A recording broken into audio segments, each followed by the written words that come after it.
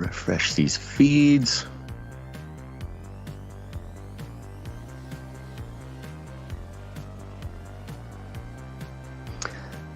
Okay, timer is running. There we go, folks. If anybody's coming into the chat, we're glad you're here. Very exciting day for us. Now, let's see here. Excuse me. Getting ready to send out the text message. The text message alert. As you know, folks, the big tech companies, platforms, they don't want to notify you. They want nothing less than to notify you, my dear, dear friend, that this show is going live. And that's why we recommend you sign up for the text message alert system. Text the word Canary to 877-740-3226. That's Canary to 877-740-3226 to get an alert straight to your text message box so you can tune in no matter where you are, no matter what you're doing. Who do we got coming in on the chat? Okay, Prodigal Hegelian, welcome. Enoch 87, Denise, Furf, Adam 42 is in the chat. There he is. We got the chat going on all over the place. We got Rumble, we got YouTube, we got Twitch. 122 Go 2. What's going on over on the Twitch? Folks, remember, the Twitch exists. I know it's sort of the neglected stepchild of our platforms, but go check it out. It's good to subscribe to many of these things, just in case. You never know. There we go. There's the chat. Subscribe. Ouch. To woo. Sorry about that. That's right, folks. We've got a guest today. We're very excited about it. We hope you are too. You certainly will have heard of this man from our very distinguished and fawning descriptions of the fathers of the genre. All right, how's the timer going? Timer is down. You know what that means, folks? We're getting the show started, so buckle up. It's going to be a bumpy ride.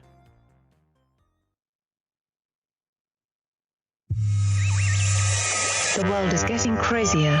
People are acting more and more insane. The end of the world is tomorrow. Tomorrow. There's only one thing to do when the world is falling apart. Listen to Basil and Gonz as they discuss this week's news and events through the lens of Bible prophecy. You are listening to Canary Cry News Talk.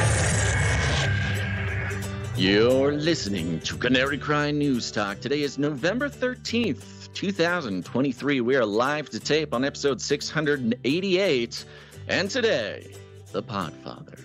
Signing on from off the grid, Razzle Dazzle. I'm your best buddy Basil, and you are not crazy.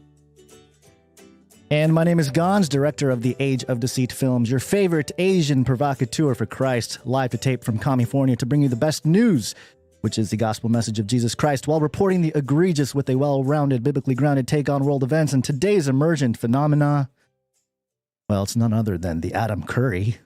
There's no other emergent phenomenon to be mentioned, but we'll get to that in a moment.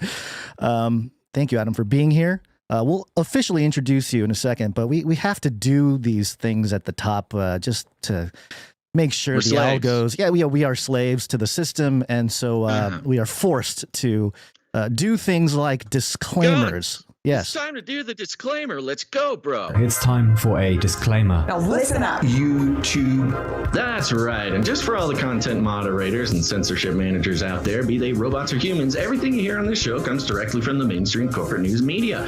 We do not claim to be experts on healthcare, geopolitics, military strategy, corporate law, or the moral and ethical implications of any of these topics, nor do we implicitly or explicitly support or subscribe to any sources or narratives containing misinformation, disinformation, or malinformation as defined by the Department of Homeland Security. We're good boys. All right, YouTube, we're good boys. All right, Gonz, and today, on such a day as this, I think that I will let you have the honor of giving us the rundown. Oh, thank you. Yeah. I will not play the jingle because it introduces you, so we'll just jump right into it. This is episode 165 of Canary Cry Radio and 688 of Canary Cry News Talk. I know it's very confusing. We did this to ourselves. And maybe if we had the direction of our guest today, we might have not done that. But Gons. Yeah, I know. Well, just like how none of us would be here if it wasn't for God creating Adam and then subsequently Eve, it is true that this podcast would not exist without God creating Adam Curry, the Proto-sapien of podcasting, a pioneer in parsing politics, breaking down the philosophies behind the propaganda. ChatGPT said he was, quote, the symbol of cool for an entire generation glued to their television screens. That's the 1980s, folks. Not only did he co-develop the value for value model, which is how this show is alive, he also co-developed the technological groundwork for the podcasting revolution we see today and still pressing forward with podcasting 2.0. And not only that, he can more than competently operate a flying machine, perhaps one day with electromagnetic anti-gravity technology, but we'll ask him about that later. And he was just baptized. Hallelujah. Amen. And it has finally happened, Basil. The Podfather has graced us with his presence here in these tattered cages of the Canarium. Adam Curry, welcome to Canary Cry Radio, News Talk, the whole deal. Hello, California. How you doing? How you doing there in that horrible part of the country? It's all right. There's a lot no, more. It's not. No, it's good. I think we're exporting Newsom to the rest of the country, so I'm really looking forward to how that plays San out. Francisco's looking good again. It's nice and clean and it's beautiful. Yeah, the PSYOP is working. Apocalyptic. See, thank you, Adam. It's about time that he hears that from somebody else. He's sort of started tuning out my calls for him to move out of California. So let this be a lesson to you, Gons. Well, I will say step one was convincing my parents, and of course, my parents being Asian parents, they expected me to be a doctor. I mean, there was no other. It was either doctor or millionaire in some form or fashion. And they're still waiting for the PhD, but I did receive my PhD for media deconstruction yesterday, and I was very thankful for that. Thank you to Paul G, who did that on my behalf on the No Agenda show. That was the first one that was gifted. That was interesting. I like that. Very cool. And I sent a screenshot to my parents, by the way, and they immediately, oh, what's this all about? Oh, can you put that in your profile? I'm like, I can actually. So I got to tell you, I got mine the other day in the mail, and I took a picture and tweeted it out. X that slashed it. I think we slash on X. Is that what we do? We don't tweet anymore. We slash on X. And that's what I'll call it now. And I'd say 30% of the reaction. I got a lot of response. I mean, it was like 3,000 people liked it. I mean, that's pretty big for me. I have no blue check, even though I have 68,000 followers, I guess. Classic. 30% went, wow, look at those teeth. And there was definitely 30% that, without really looking at it, went, congratulations, that's so cool, man. Wow, you must have worked really hard. People just see, oh, diploma, he's got his PhD. Good on you. They didn't even look at it. They just considered it was real. It was like it is real, but it's not a scholastic PhD. Right. Yeah. No, it's very funny. My degree from college has never even left the envelope since they sent it to me. But this one is going right in the middle of the trophy wall. Yeah, folks, thanks to Paul G, who, by the way, will be getting knighted later on in this episode. He's been a longtime producer, so stick around for that, Paul G. But the No Agenda Show has been obviously a big influence on this show. We started doing CCNT, Adam, in 2016. It was just a 29-minute show once a week. It was literally just a practice in seeing if we could do something consistently. Mm-hmm. And then we started listening to No Agenda, really getting into No Agenda about 2017, like, oh, these guys are really doing it. They're doing the real thing. This is it.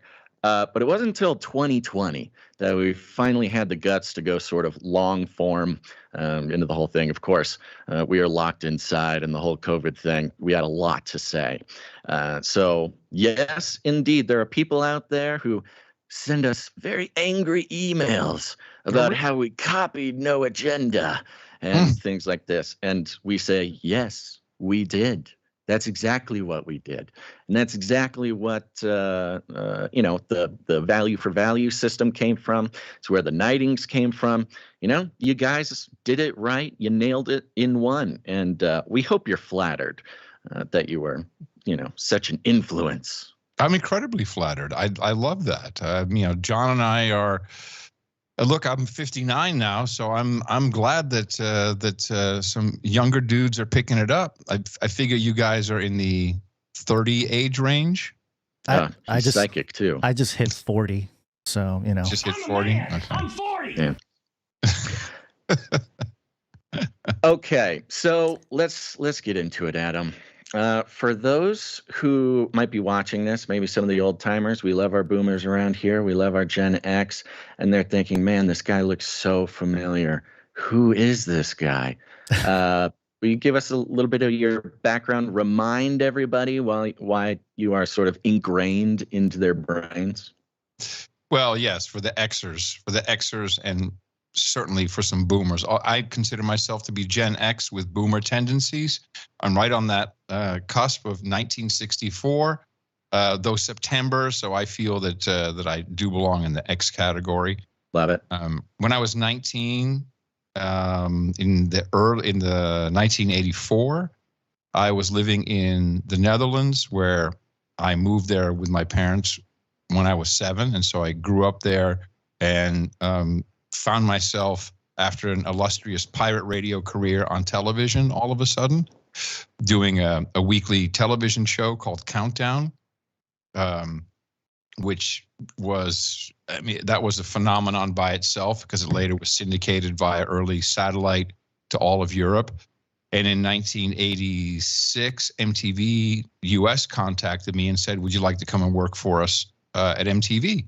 And I said, yeah, sure, that sounds cool. Where? New York? Oh, yeah, definitely.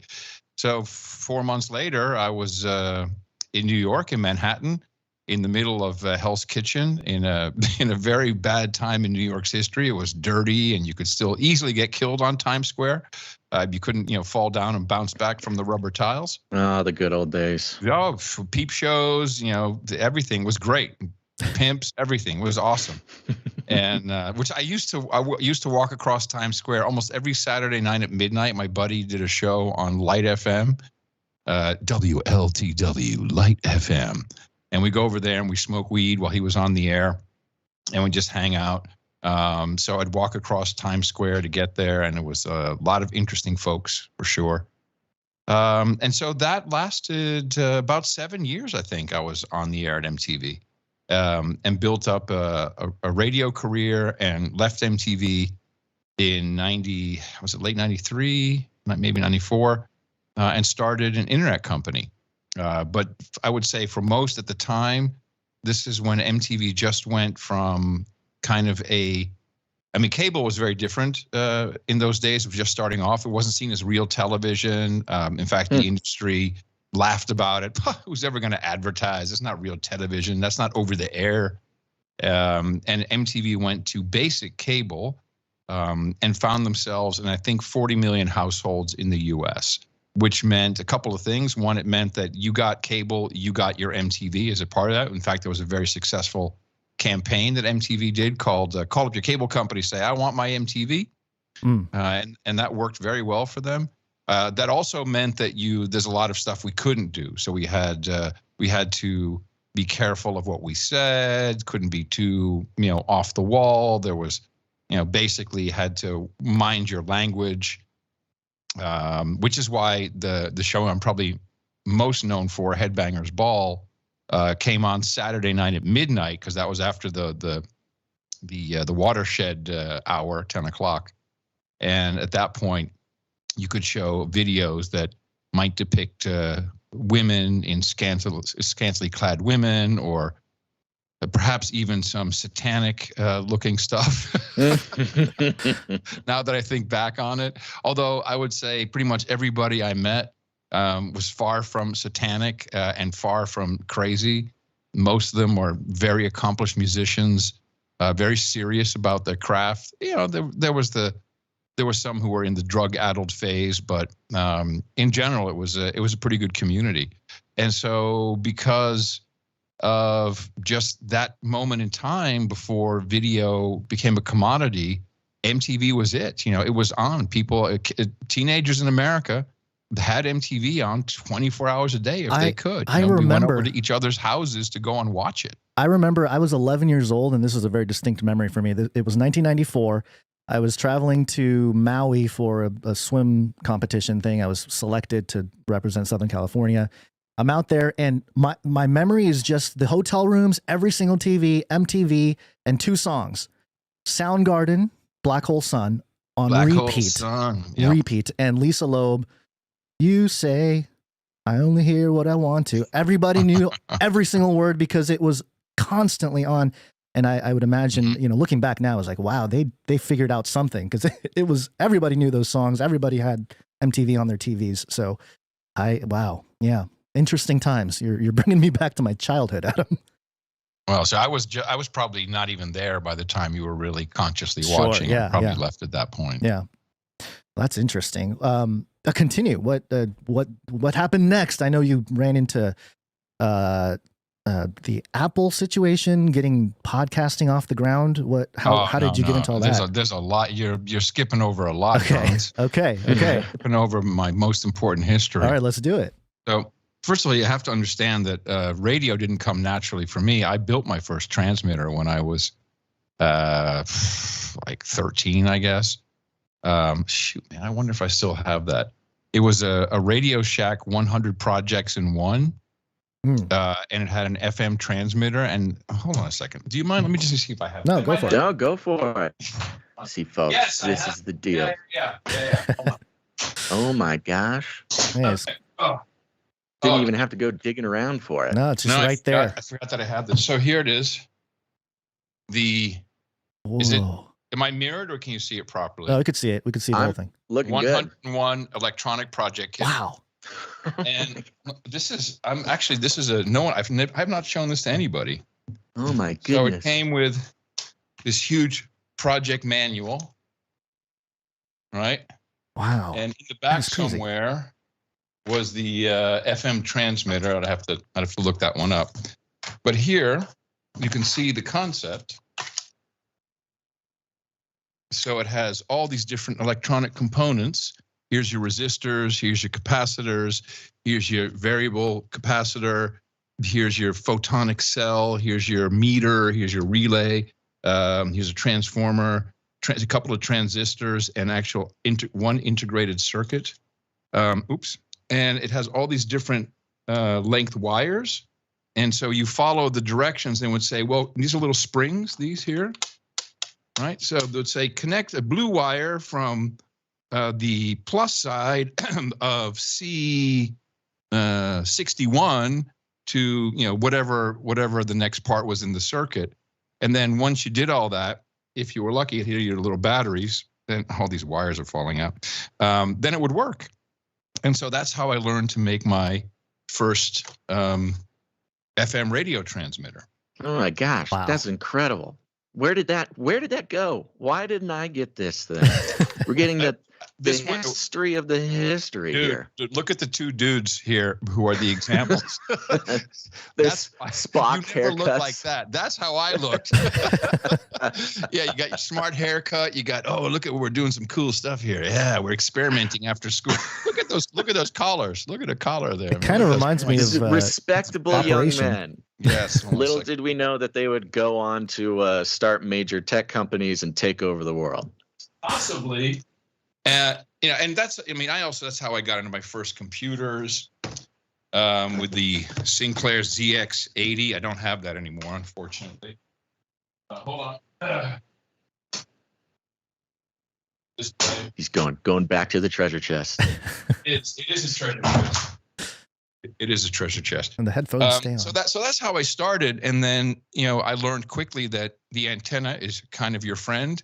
So I learned how antennas work, wavelengths, and I would broadcast. I got a record player, and I used that as the input. and I'd string up, a dipole antenna. And my mom, actually, bless her, rest her soul, she would drive around the neighborhood with me in the car to see how far my signal reached.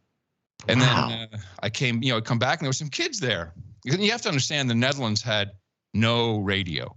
It had all government-controlled airwaves. It had 4 stations. It had 1, 2, 3, and 4. They were named that way. One was, I think, 1 was News Talk. 2 was maybe Easy Listening. 3 was the pop station, which came on at 7 a.m. and went off at 11 p.m. and played polka music. And then 4 was the classical, which of course had the best signal. And my parents had records and stuff around, and so I just put some on. And anyway, so the kids were listening, so I got another record player. I don't know where I got it from, and built my own mixer and got a microphone eventually, and started just doing kind of like little radio shows. And I remember very well that I sounded horrible. It's like, oh, my voice is, if you ever hear your voice for the first time. Oh, yeah. It's a nightmare. Yeah. Like, oh, yeah. It sounds horrible. So I would practice for hours and hours and hours. And I would listen to Wolfman Jack from Radio Luxembourg on I think it was on shortwave, long wave. So I had all kinds of radios to listen to stuff. So it's always been technology and radio at the same time. So television was actually just a fluke how that happened. But I grew up in the pirate radio scene in Amsterdam and built a little persona called John Holden because I didn't sound good in Dutch. My Dutch wasn't all that great. Wasn't my native language. But being John Holden, the 24-year-old black guy who drove a Harley in Amsterdam, made a lot of sense. And I didn't, and by the way, that was not me misgendering. People just heard me and said, oh, you're the black guy on Decibel Radio. Yeah. So, yeah. 96.2. And so from there, I got into the official Dutch broadcasting system. And at that point, it was actually, it's a long story how that system works, but basically the airtime is, and to this day still is, chopped up amongst organizations based upon how many members you have. And the membership it has to be at least $10, 10 euros. Well, then it was 10 guilders, 10 euros a month, I think you had to pay. And so the biggest organizations were all religious. So we had the Roman Catholics, you had the evangelicals, and their programming was akin to that. And then you had these guys who were the OG pirates on the North Sea in the pirate radio days, and that's the 70s. Radio Veronica, Radio Caroline, Radio Mi Amigo. They were in international waters, and they were broadcasting to the UK, to France, to the Netherlands, the mainland.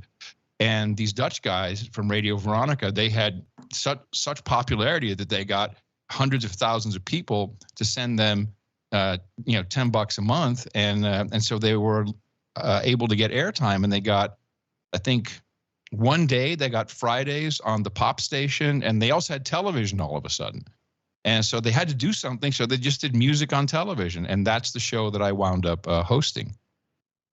And so then that's incredible. The pirate radio stuff is absolutely incredible. It's always fun to hear podcasters and broadcasters, and almost inevitably it's like, I would sit with a tape recorder and record little radio shows. I mean, that was, looking back, that was sort of built into my childhood. Never did I think that the technology would come to a place to allow me to actually do it professionally. But I mean, you're talking about going back to the Stone Age and building your own transmitters. It's so much fun hearing those stories. Well, so in 1987, when I was at MTV, and I had already been introduced to computers and modems. I actually built my first modem. Back in the day, kids, before it just came out of the air, you had to get your phone and you had to put it into, I have one of those too somewhere. You had to put your phone into a cradle, and and that way you could communicate with other computers, very slow speed. 75. Was this normal to build? Like, was this the normal way to get into these things? Was to build them, or were you building them while other people were buying them? Oh yeah, you had to build everything. I had a bulletin board system. So you had, I had 2 phone lines, so you could dial in with your computer. You could browse messages. Then you'd log out. Someone else could dial in. Your computer would be continuously redialing to see if there was a spot open on the bulletin board system. There was something called FidoNet. I mean, we didn't have email. When I was a kid, we didn't have email. We had FidoNet and we liked it. So I would address a message to you on FidoNet. I'd upload it to either my bulletin board or another one. And then overnight, these bulletin boards would forward messages to each other. And so that by the next morning, with a little bit of luck, you would log into your local bulletin board with a local phone call. Of course, we had to have local phone calls because it was, long distance was very expensive. And then you would see that message from me and you'd reply, and it would probably take a day for it to get to me. That's early messaging, how that worked. And we're spoiled. So we're spoiled is what I'm learning right now. Oh, you have no idea. You have no idea. But I was enthralled by this. I loved it. The way we loaded computer programs back in the day was on audio cassettes. And it sounded very much like if you've ever had a dial-up modem, all these bits and bytes just recorded. Yeah. And the BBC, they even had their own computer called the Acorn. I think it was the Acorn or BBC computer. But they also did it for the Commodore, which I had later. And they would broadcast for 3 minutes a program. And so on the FM, you'd hear for 3 minutes. And now the BBC will broadcast this new program, which is a word processor. And you record that on your cassette. You put that cassette, and you put it in, you connect it to your computer, and it would read it in. What? It was usually basic. It was a basic program, the basic language. I didn't realize they did that. And so that was a great way of mass distribution of software. It was phenomenal. Wow. So I kind of grew up in that age. Gaming came along, and I tried gaming, and I went, oh, no. I remember distinctly, I'm putting this away because I will become addicted, and I'll never do anything else but gaming. And I was never into gaming. But in '87, when I was in New York, I bought a Mac Plus. This was the new hot computer of the time, with a 20 megabyte external SCSI drive. SCSI being SCSI, look it up. It's a connector. It's about this thick with a huge cable, and you connected that on one end to the Mac and the other end to this big 20 megabytes, not gigabytes, megabytes, this big, huge drive. And I had a modem. And at that point, there was America Online and CompuServe, and there were computer services you could dial into. And I said, I'm really gonna get wired. I want to have the latest news when I'm doing stuff on MTV. I want to be far ahead of everybody. And technically I was. MTV at the time had a Wang computer system. And the way the Wang worked is the scripts would be written. I didn't really use scripts, but at least you had, bullet points of what video was next, or if you're tossing to a commercial. And the producers would write these scripts in the Wang at 1775 Broadway. They'd put them on the Wang system so they could be printed out at the studio, which was kind of near the river and in a dingy neighborhood. And then these pieces of paper would be printed out and then put on a conveyor belt with a camera above it. And there was an operator who would vary the speed of this conveyor belt, and that was a teleprompter. This is way before teleprompters were just computers hooked up to a monitor. So it was literally a piece of paper with big type on it, and it would roll underneath this camera. And that's what I was looking at in the camera. So that was early teleprompter. When I was a kid, green screen was blue screen. You know what I love about you? If you'll forgive me and allow me to say one thing I find sort of an enigma about Adam Curry is this incredible, almost impossible mixture between cool culture, coolness. I mean, the MTV stuff, the music videos, the hair was just like the epitome of cool in its time. And then at the same time, You're like this mad scientist getting into obscure, strange technologies and sort of like building it yourself. You're a complicated fellow. You're more than just a pretty face, Adam. Oh, well, thank you. Although she laying down? Oh. Yes, thank you. I am more than just a pretty face. My wife agrees. She just let the dog in. The dog wanted to be in the studio, was barking like, I want to be in this. Is she laying on her bed? Yeah? Oh, good. She has a new bed. Cute. I've always considered myself a nerd. I was very awkward. You know, I've always had kind of Tourette's tics, which was very difficult on television. I really had to concentrate. Luckily, the MTV segments were short. That was just uncool. I was super uncool nerd loser until and this was when I was in high school, until someone had connected the dots and said, wait a minute, you are John Holden on Decibel Radio? That's you? And overnight I became cool. Wow. It's a good way to do it. It was quite interesting. But I've never forgotten where I came from. And so well, anyway. And it was sort of that obsession, that technology obsession that makes your role in podcasting make so much sense. So we'll move forward and we'll get to the podcasting part. So MTV was a whirlwind. I mean, I've met and interviewed or hung out with almost every massive artist you can think of the 80s and the early 90s. Just fantastic. It was a great time. And all the while I was at home on the internet because I had that, I started in 87 with the Mac Plus with the external SCSI drive. And I'd heard about this thing called the internet. People were telling me on CompuServe, oh yeah, you need to be on the internet. It's really hard to get on, but that's where all the cool kids are. So I figured out how to get on, which at the time consisted of dialing into a provider. Then you had to start up a PPP or SLIP connection, which then reversed into your TCP IP stack, which you had to have on your computer. And then you could basically get a terminal, a text-based terminal. And they had email, which was phenomenal. So, and that was it was internet email. It was email. And my first email address was curryco@panix.net. Panix was the PANIX was the provider in New York. And we had things like Usenet, which was all, news groups, and it was, kind of like a bulletin board, same thing, store and forward overnight. So you'd post something and then in the morning you go in and you could check all the replies that had come in. It was not real time. And the thing that really caught my eye was this protocol called Gopher, and it was developed by the University of Minnesota.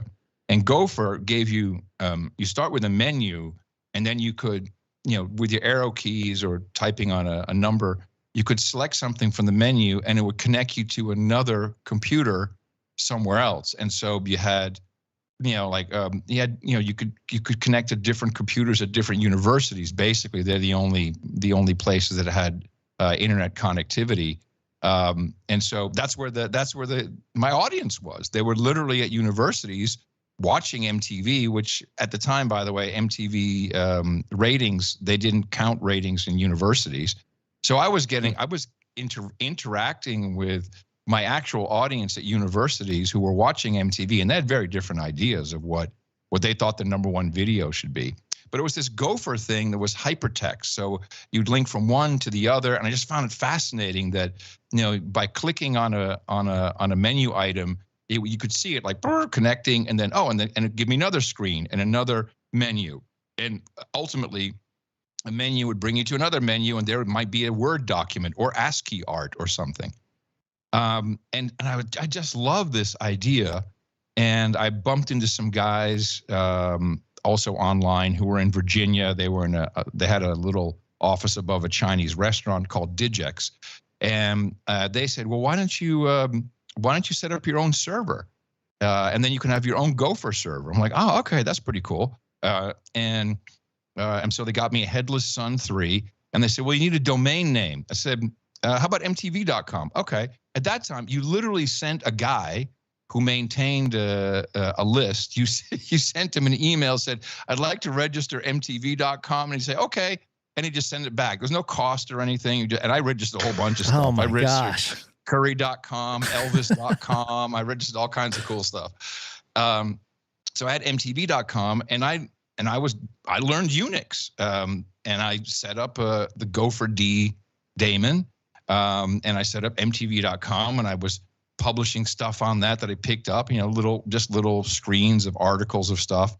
And what was cool is I was promoting, and I had Adam at MTV.com. You could email me, Adam@MTV.com. Now MTV came to me and said, what are you doing with this thing? I said, well, it's just a little hobby. I'm just communicating with kids at universities. And they said, oh, that's okay. We don't really care about the internet. We have the AOL keyword. I'm like, okay, all right, so you're good to go there.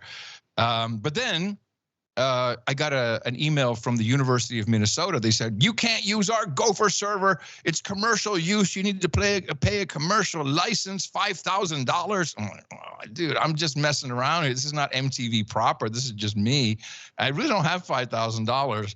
And we came to an agreement that if I wore the Gopher T-shirt on MTV once, and you can still find it on YouTube, then they would waive the license for the Gopher server. Oh my gosh. That carried on. So, but to me, this was broadcasting. This was pirate stuff. It wasn't audio or video, but it was still broadcasting. And I'm a broadcaster, and I love the technology angle of it. Then I got an email from this guy who was at University of Champaign, Illinois, called Mark Andreessen.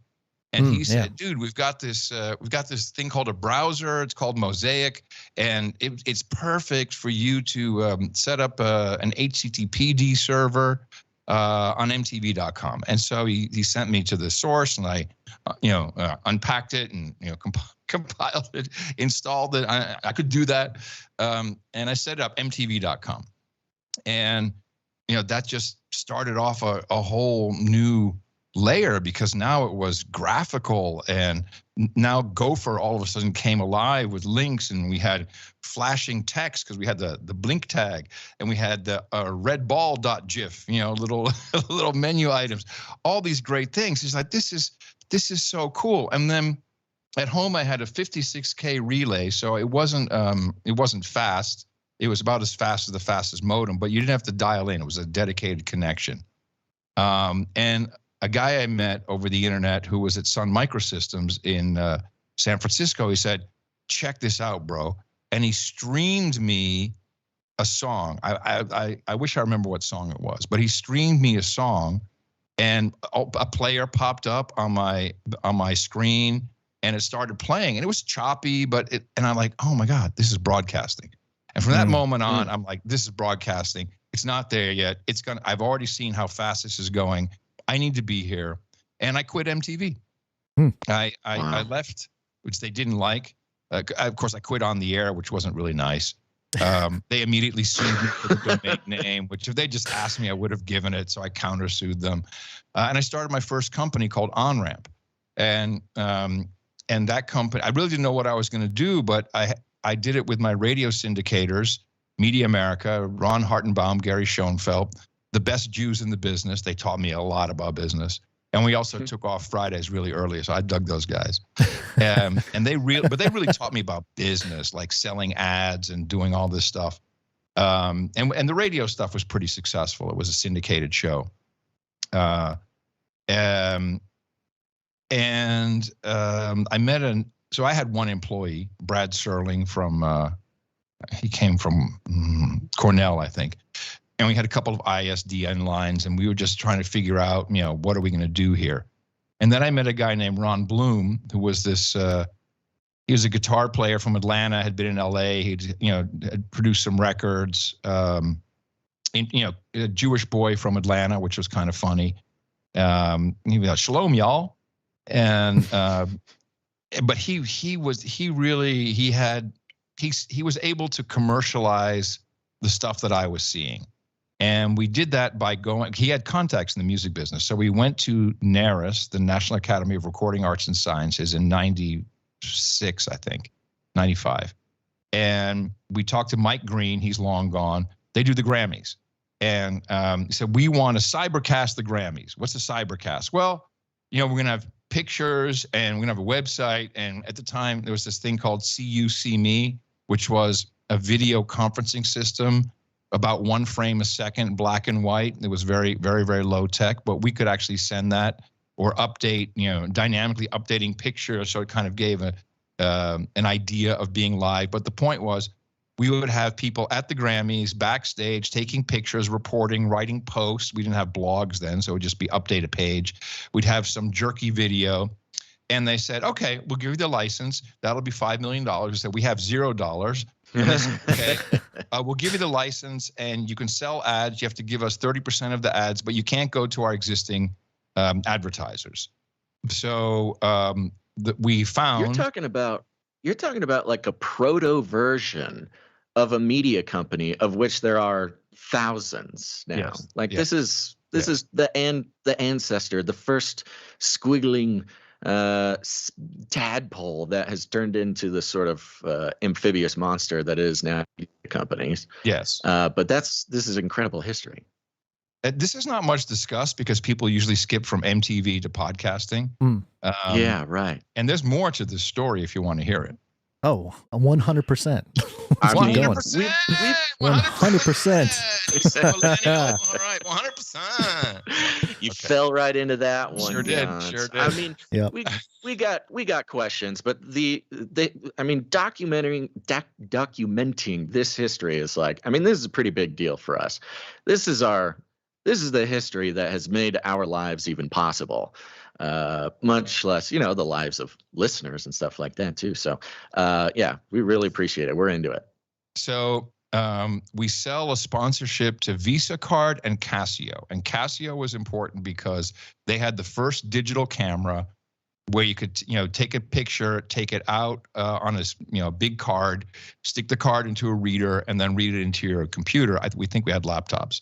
And then you could, crop the photo, make it, size it way down so it would load fast enough. And we did. So we had that cybercast, and we brought a T1 line into the Shrine Auditorium, which was 1 megabit per second. So that was a big deal at the time. Wow, these guys are bringing in the internet. And so that was very successful. And we had a team of 8, and we were all in LA, and it was just a great time, and everybody was happy. The advertisers, the sponsors, they use it to promote how hip they were. And so we thought, wow, this is it. Stuff's going to happen. And the phone just kind of stayed quiet for a couple of weeks. Nothing's happening. I'm like, what are you going to do? And then the phone rings, and I pick up and says, yes, this is Robert McCauley from Anheuser-Busch. Can I talk to someone in sales? Oh, sure, Mr. McCauley. Hold on. Put my other hat on. Hi, this is sales. Your voice a little bit. And Bob he ran marketing for Anheuser-Busch. And he said, we want to be on the internet. We're not quite sure what that means. I saw your Grammy stuff. We want to be there. Can you come to St. Louis? We want to talk to you about it. And so that wound up being a great relationship. So I built Budweiser.com, Budlight.com. We came up with, it's a content-rich company. Forget it. We had the Brewmeister.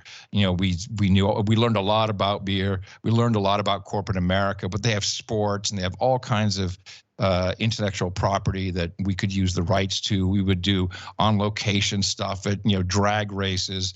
It was incredibly fun. In fact, one of the fun things was, we were always looking for how can we make something really interactive. And the first thing, we just wanted to have Budweiser.com on their bottles and cans. And I remember Anheuser-Busch the third, I think it was the third, his nickname Grinder. And he's like, there's never going to be, see this can, this logo, there's never going to be anything else on this ever. No, this is holy ground. Son. Oh, geez. And little did he know what was coming. Yeah, so you know where I'm going with that. So we did have, and eventually, other drink manufacturers started putting their URLs on cans and on television. So of course, Anheuser-Busch came around. But what was cool is we had learned from the manufacturing process that this barcode on every can and bottle actually showed you down to the quarter hour when that bottle or beer or a can came off the line. And so we put a little widget on the website at Budweiser.com, which was find out when your beer was born. So that became the born on date. To this day, still on every can and bottle of Budweiser. To this day, your born on date. So it was that kind of stuff. And from that, of course, then we got Reeboks. We built planetreebok.com. We did the first online ticketing with Continental Airlines. We built Tampax.com, the website you visit more than once a month. I mean, we had just all kinds of big consumer companies. And then all of a sudden we got a call from John Wren, the CEO of Omnicom. There's really 2 or 3 really big advertising conglomerates, Publicis, Omnicom. They all, they own all the all the agencies, WPP. And so John Wren, big guy, and a huge guy in the advertising business, and he says, "Hey, you're already talking to our clients, and we want to buy you." At the same time, there was this guy out in Los Angeles who had a group called the Magnet Group, and he was really a traditional advertising agency, and he said, why don't we combine our companies and we'll buy up a couple more and we'll take it public. And so Ron Bloom and I, we were like, well, this is cool. We have 2 opportunities. We can sell, or we can do something that who would ever think that these 2 dudes would take a company public. So screw it, we'll go public. And we did. We took it public on NASDAQ, and that was a whole ride by itself. I mean, just running a publicly listed, and this was before the big .com boom. So we didn't become billionaires or anything like. We're no Mark Cubans, but we had the same kind of basic experience. It was really interesting to just to learn how that world worked. And it's very corrupt and very dishonest. So around 2000. My then wife, who was Dutch, she wanted to move back to be closer to her parents. And so we decided to pick up and move back to Amsterdam. And so I was flush with cash, and, I'm like, yeah, let's set up another company. Let's buy a helicopter. Let's buy a castle. So I was spending money left and right. That was great. The Dutch dream. Yeah. Oh yeah. Just spent all kinds of money.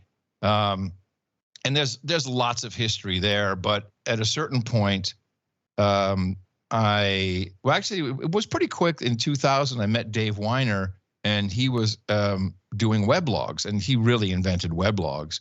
And he had software called Radio Userland, and I got it right away because you could basically broadcast this, your posts, and the Radio Userland was RSS based, so it had a receiving end. You could subscribe to someone's content. So I saw that as basically what it said it on the box, Radio Userland, only it wasn't audio.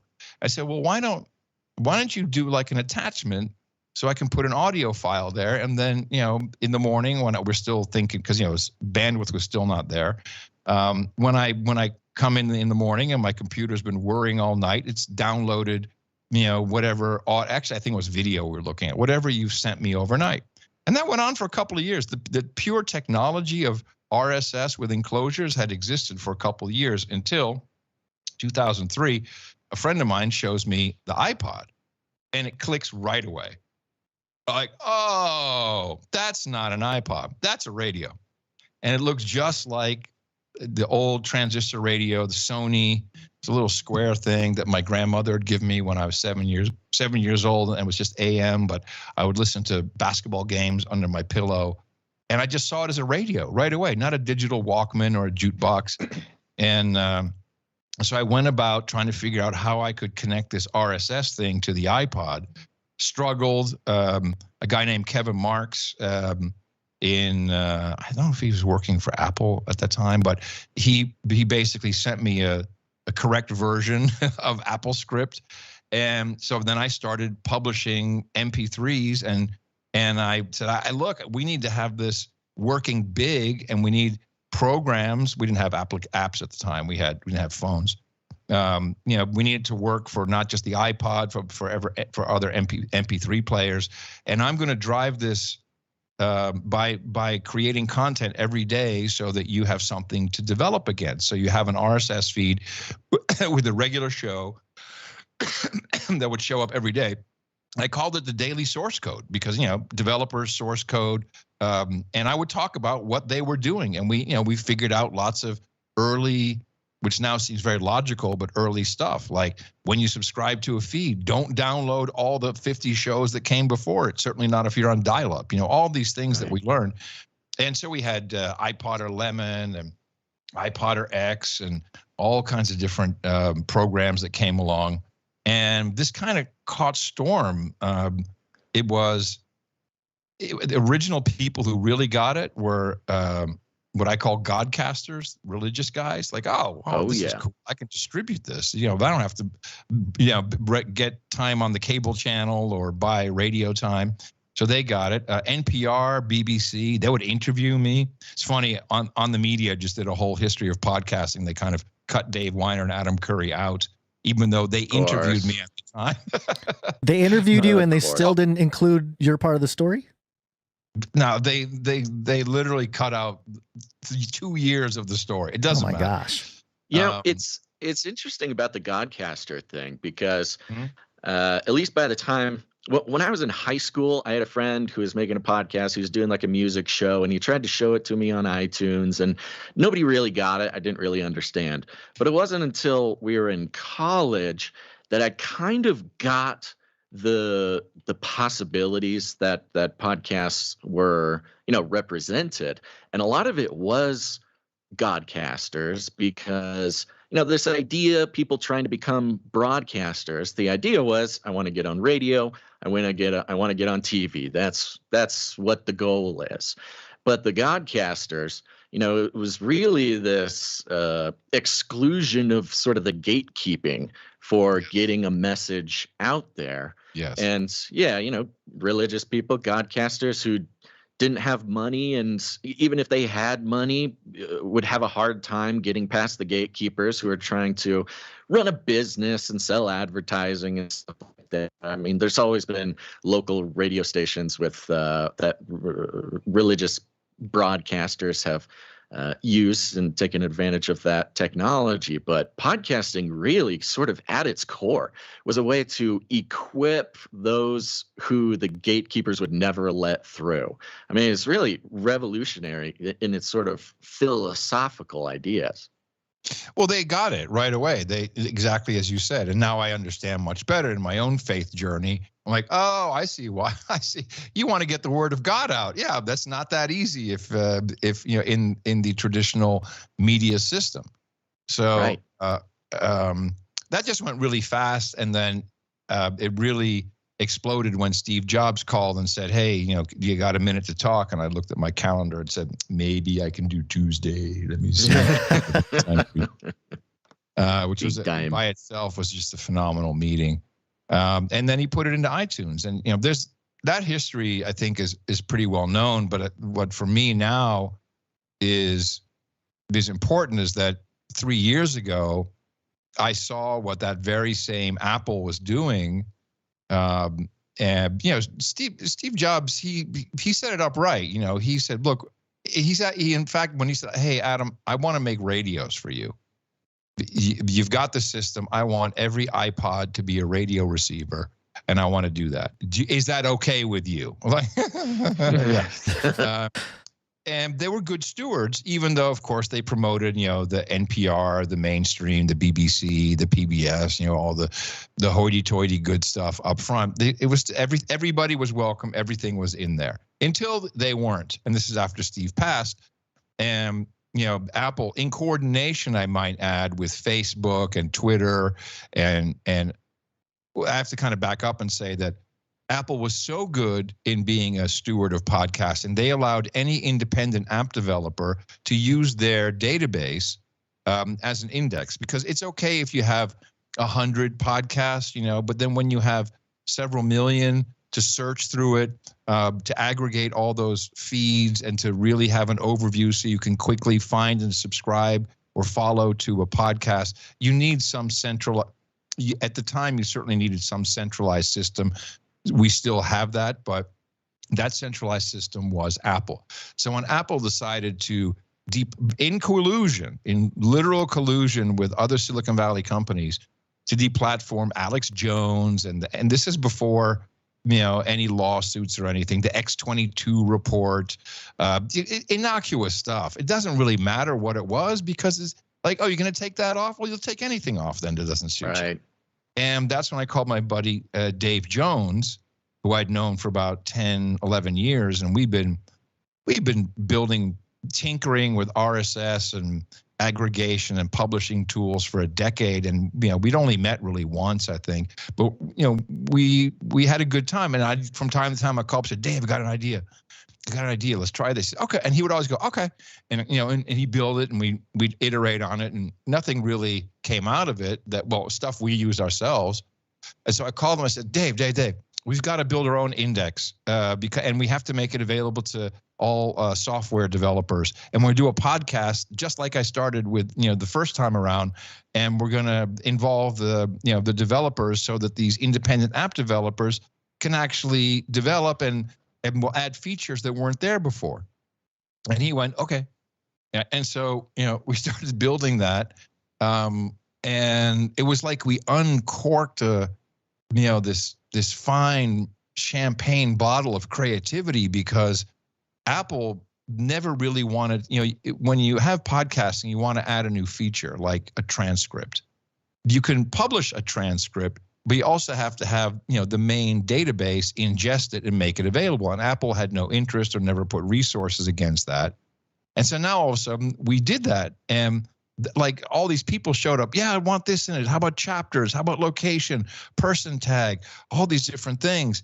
Then so we just started developing that with all of these, what I call the band of gypsies. Sorry, gypsies have given me permission to use their name. Actual gypsies. They say, yeah, you're right. And it's like a band of musicians. A guy shows up with a banjo, someone's got a washboard, someone's playing spoons. There's a guy with a theremin, and we have one or two women, thank God, who because I find that to be beneficial. And it's not just developers, it's podcasters, it's content, producers, listeners, just people who are interested. And now we've been doing this for 3 years, and we have hundreds of thousands of podcasts using these new features, and we have we have over 65 apps and services. But you can today, access 16 different apps, some of them well known like AntennaPod and Podcast Guru and Podcast Addict and Podverse, and some newer ones like Castamatic, Fountain, PodFans, CurioCaster that access all these features, including the other thing, which is the value for value streaming payments and the boostograms, which was something that just came in pretty much at the beginning, because I figured if you can deplatform a podcast, you're going to deplatform someone's money. And we just can't rely for myself too. Like, how long will PayPal put up with stuff? And Bitcoin was the obvious way to go because it had this Lightning network, which in essence lets you program money. And so you can make programmatic money. There's no person in the middle. It goes direct from your app, which is a wallet, to the podcaster. This is a beautiful system. And I think there's about 16,000 podcasts that now have value for value, Lightning network value for value enabled feeds. Wow. I think it's so interesting. I mean, for those who are listening, we know you usually don't get a history lesson on this show, and that's probably too bad. But what you're hearing is the history and now the future of probably your entire mindset about what's going on in the world. If it weren't for the simple existence of podcasts and the involvement of Adam and all those who are involved, the idea that a mass population would all start to agree, the idea of media, legacy news, government propaganda, messaging, to have as many people be where they are right now is directly related to this technological improvement on broadcasting and going around gatekeepers. So it's not just a history of, Adam Curry playing around with computers as a kid. You're literally hearing the history of the worldview that you now share with so many people. Even when Gons and I started podcasting back in 2012, we had this idea that, we will try to let people know the fringy stuff. You know, we'll look at aliens with a biblical worldview, or we'll look at giants or Nephilim or technology or robots.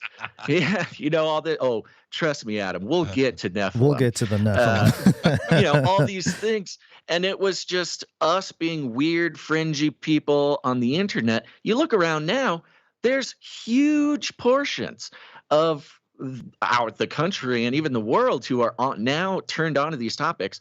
And it's literally directly related to the existence of podcasts. If it didn't exist, we would all still be listening to the legacy news media, and the idea of questioning any narrative or any story would just be blasphemy. And so, you know, you talk about learning your history, the history of this country, the history of democracy, the history of whatever. The history of podcasting is maybe the most important turning point in giving the power of broadcast to people who are not gate-kept. I mean, you can talk about controlled, you can talk about all these types of things, but at the very least, gate-kept to speak to, you know, a mass amount of people. And you might say, oh, but YouTube, oh, but Twix, oh, but these things. Twix. Yeah, Twix. well, Good stuff. but YouTube, we've had 3 channels now canceled from YouTube. Yeah, We've lost over 250,000 followers because YouTube decided we weren't worth listening to, or maybe we were too worth listening to, whatever way you think about it.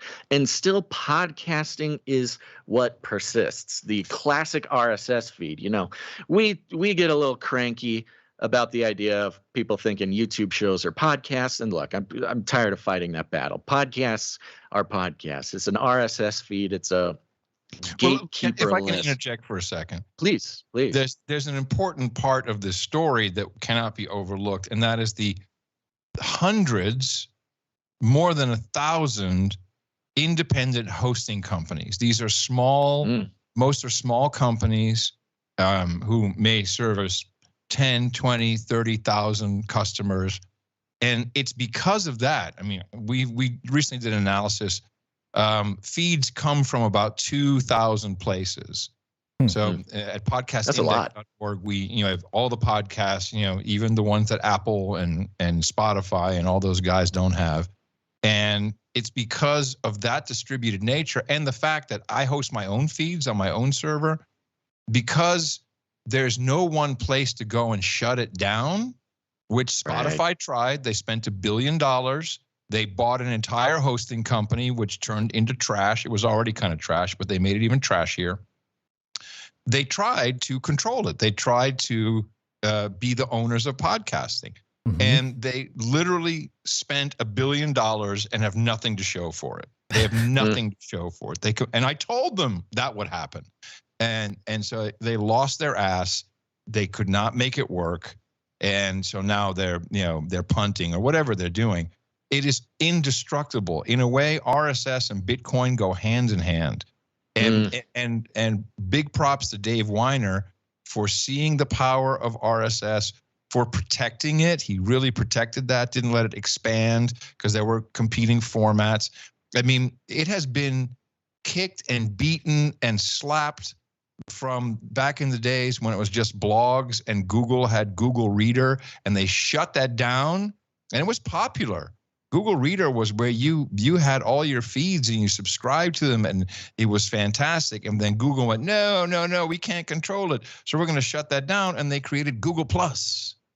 I don't know if you remember that. I remember Google Plus. Yeah. And Google, and you had to manage your circles. It was so confusing. It was not user friendly, but I didn't understand what was happening. I was like, I thought we had an email account. Now we have this thing, and what's social going on? media. It came off as like just a social media I didn't sort like of platform. Well, you know that Twitter started as a podcasting company. Right.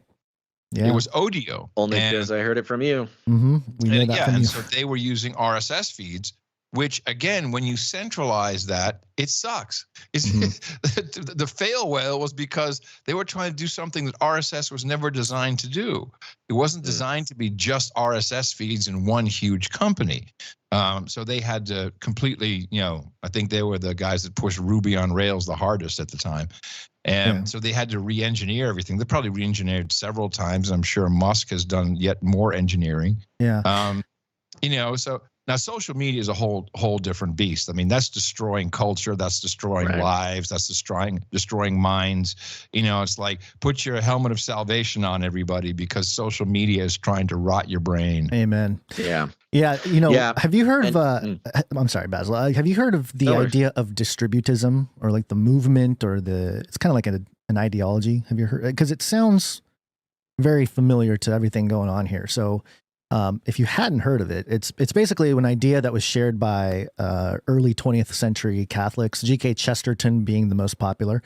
And and we're not Catholic, Basil and I aren't Catholic, we have some Catholic listeners, but him and Hilaire Belloc came up with this idea called distributism, which, some people think it's kind of like socialism, but it's not. It's not the redistribution of wealth as socialism or communism. It's more the distribution of the ways in which people make a living, like not wealth, but advocating the redistribution of the means of production to as many people as possible. It's more of a decentralizing the means of production. Yeah. It's like, so, I'm writing this down. Yeah. A cow in an acre. A cow in an acre is sort of the saying that every man deserves. Being born in this world, you are, whatever, inherited to a cow in an acre to get your life going, kind of thing.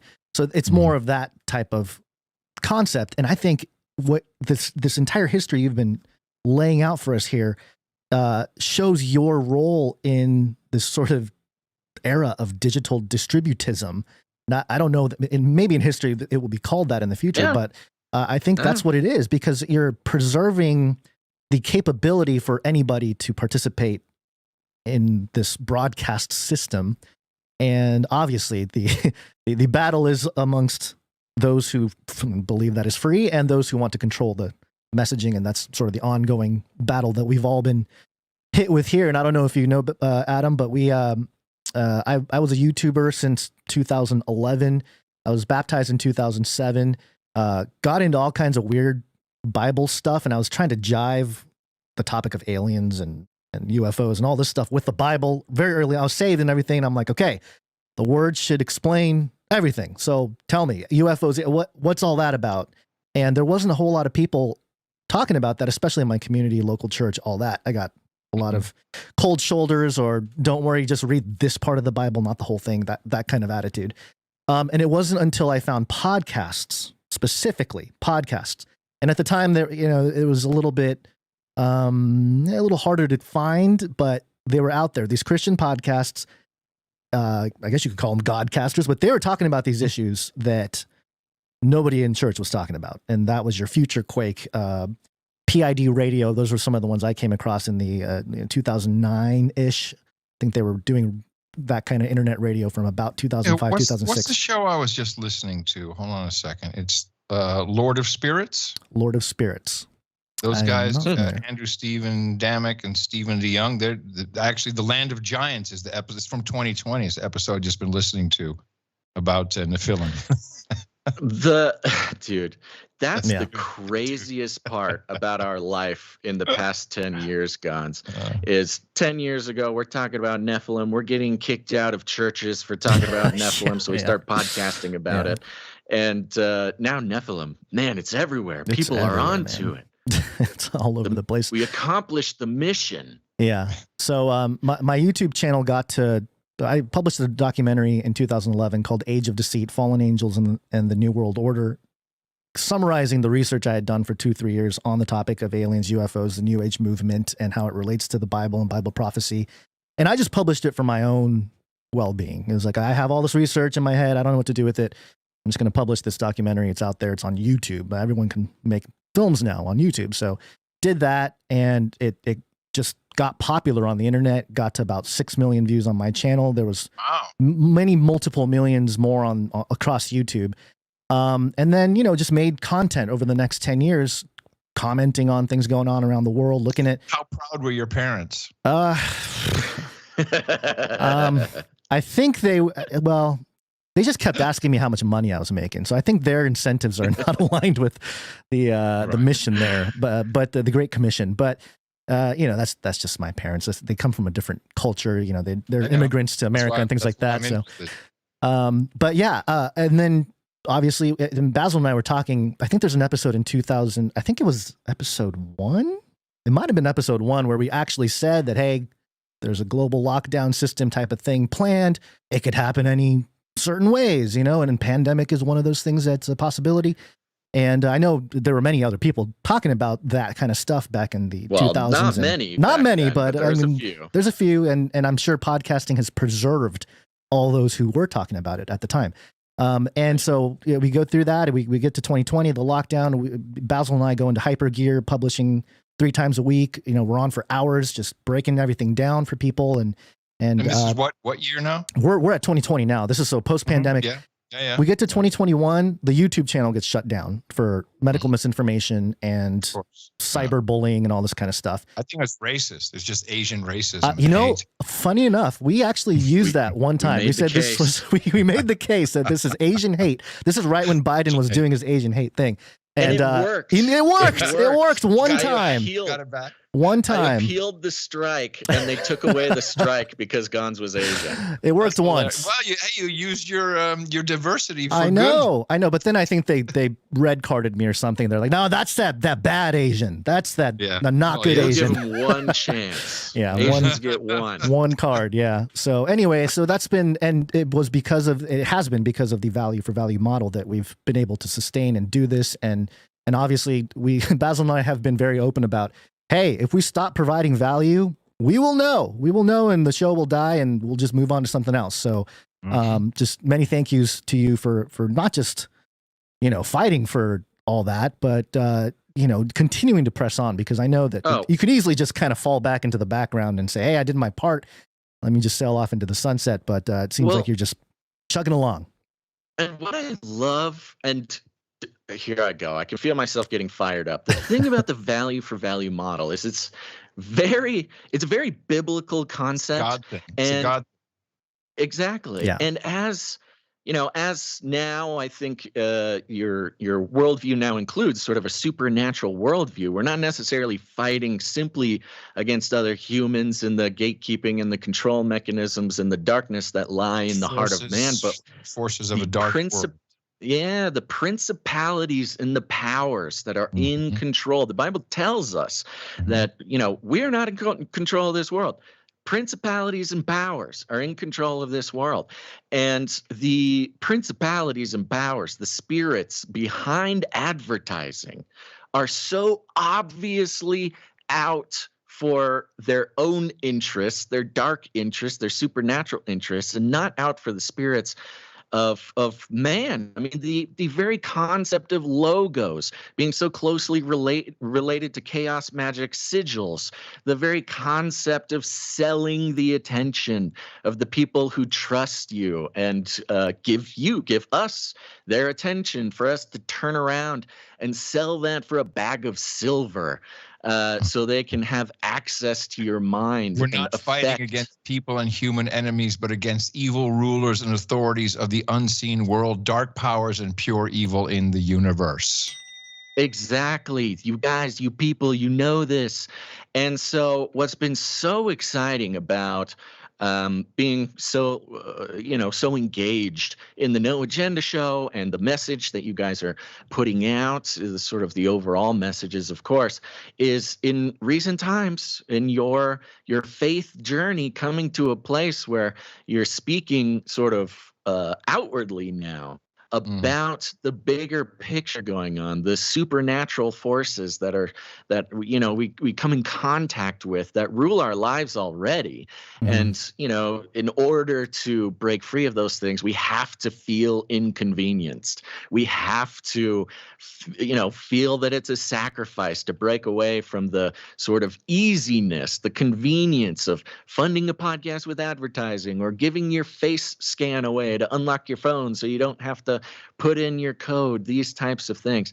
But the value for value model I mean, it's a spiritual war. I mean, it is a weapon in sort of the mass spiritual war going on, and with that, someone learning about the value for value model and then making a personal choice to let it change their paradigm, and that they are now responsible for what media lives and what media dies. We're done handing that responsibility to literally evil corporations who have been in charge of media surviving or dying. For each and every single one of us taking responsibility for what media exists and what media doesn't exist. And a lot of people are feeling this paradigm change, and they're loving it, and they're feeling the freedom.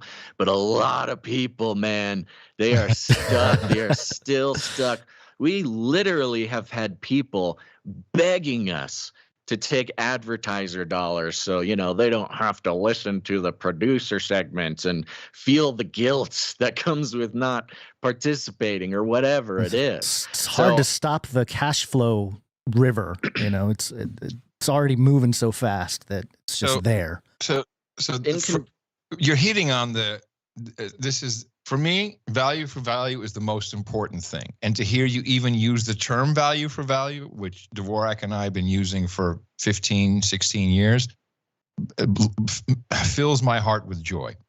Because I come from a world where you have to be number one. You have to have the most. You always have to have the most viewers, the most captured, the most souls that you have to collect so that you can then hand them off to the advertiser. That's why charts exist, and that's why statistics exist. And then from day one, we don't really even know how many supposed people supposedly listen to No Agenda. We don't know. We don't care. It was always, can I pay rent? Can you pay rent? Great show. That's what it's been. It's always 100%. Been that. And it is such a paradigm shift in your brain, particularly people coming from a traditional media background. They can't even wrap their head around it. You're begging for money, you're grifting, you're busking. No, I'm literally saying, take this. If you find any value in it, send it back to me. Now, we've used the 3 T's, time, talent, treasure. That I got from my wife, who is, by the way, she's on faith journey with me. We started it together. She's retired from corporate life, but she was a chief communications officer at nonprofits for most of her professional career, most recently Ronald McDonald House Charities in Central Texas. And they use this term, time, talent, and treasure. How can you help us help these parents and these children? And of course, now I know that it's a biblical thing, time, talent, and treasure. So this has been around for a long time, and it is so honest. It is such a wonderful way of life, because it really is life. I mean, someone like we moved out here 2.5 years ago. Now we have 3 acres. That's 3 acres of pain, because you got to mow that. And I'm like, I'm too old. I'm not going to sit on the mower. And so this kid who was with our septic guy says, hey, I want to start a business. I'm going to buy a mower, and would you be my first customer? I said, yes.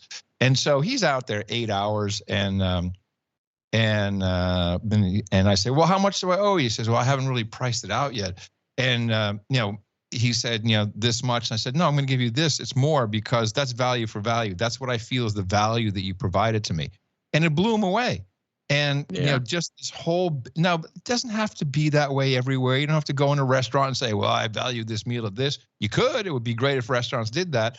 But for something as ephemeral as media, it's just ones and zeros. I mean, man, it's here, it's gone. It's, maybe you save it. I don't know. But the value I can't determine what someone else will take away from what I'm doing. It's very different for people. And for one person, it's like, man, I'm just filling my day. For another, it's like, oh, this is earth shattering. I learned something so good about the world around me or about myself.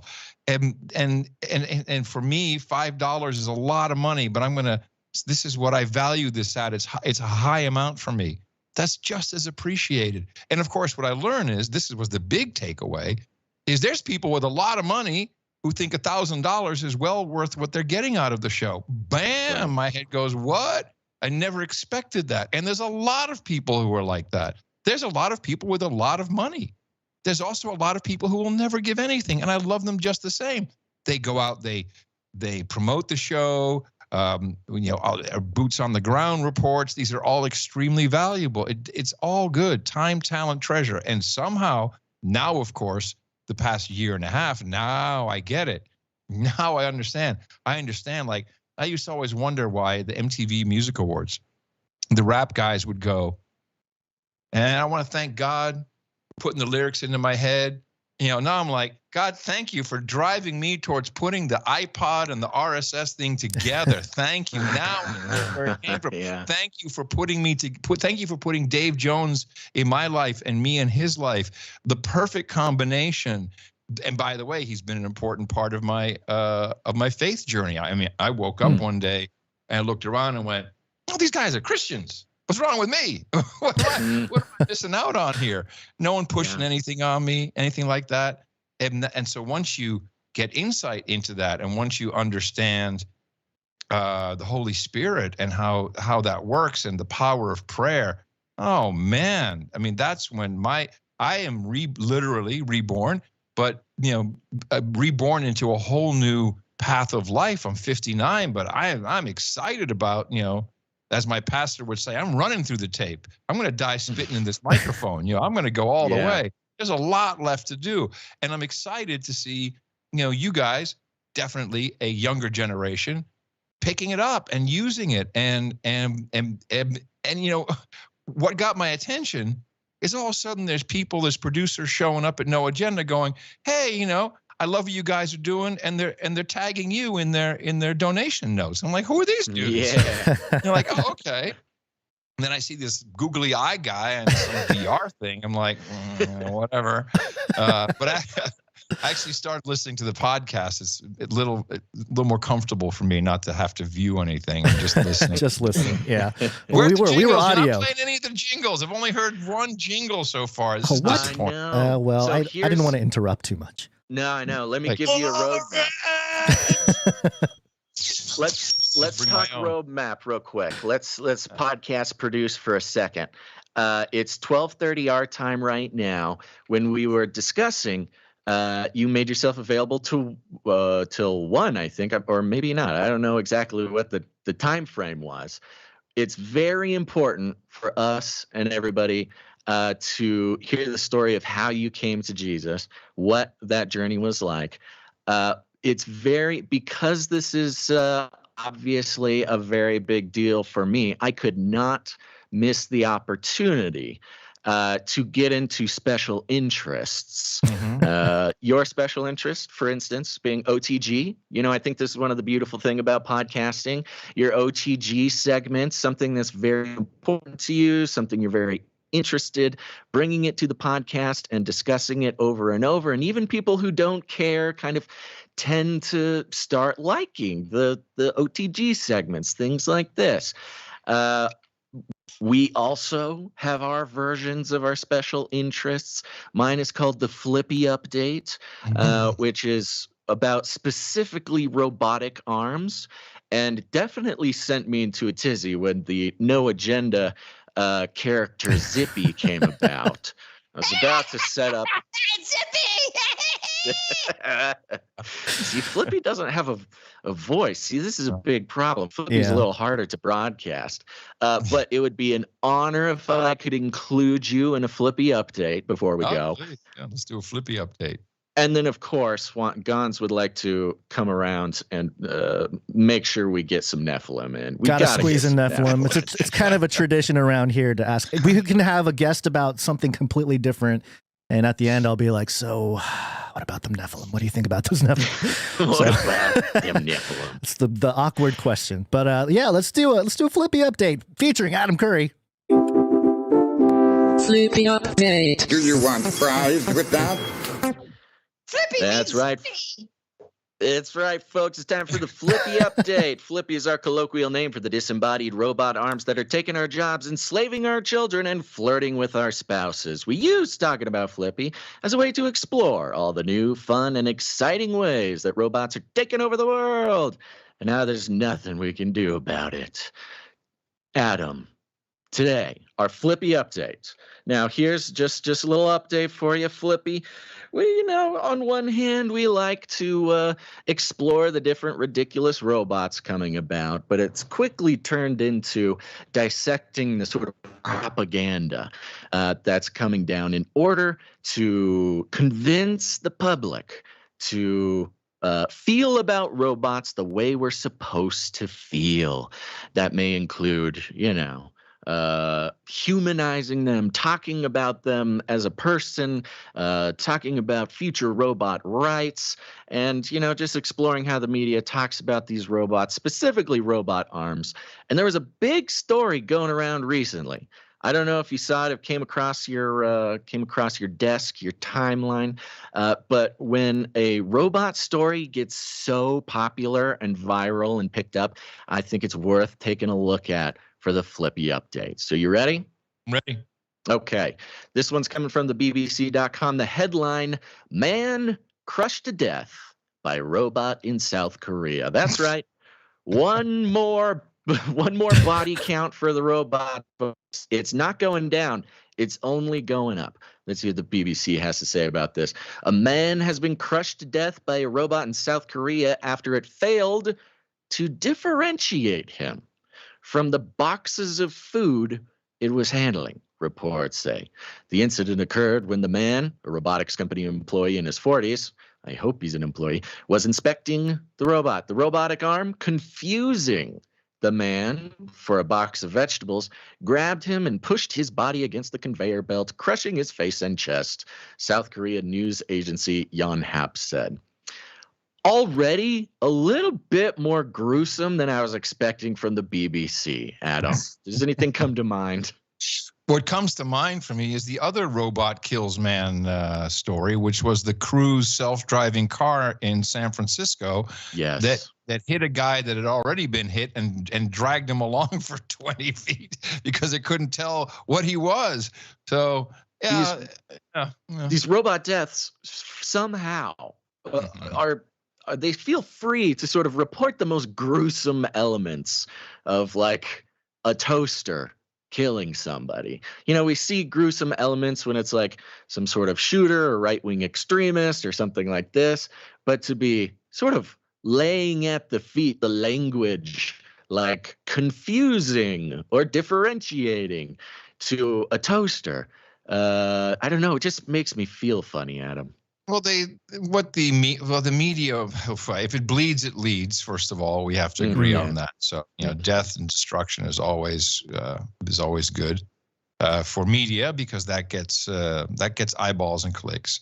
That's true. And we've been psyoped into this belief, which is translated into an executive order in America, which is a global conversation about artificial intelligence. And if we don't keep it in check, if we, the smartest rulers of technology in the world, if you don't give us all the powers, well, it could get out of control. It could kill more of you, just like that poor guy in Korea. I mean, that's what this is about. This is all, and it's a very cynical operation from a bunch of jackoffs in Silicon Valley who have no story at the moment. They have no other story.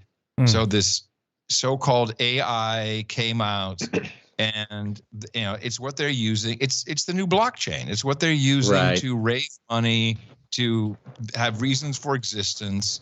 And when you get the government involved, and whenever government puts regulation in place, granted an executive order is weak as regulation, but it's a start, then you can solidify the incumbent's place in the marketplace.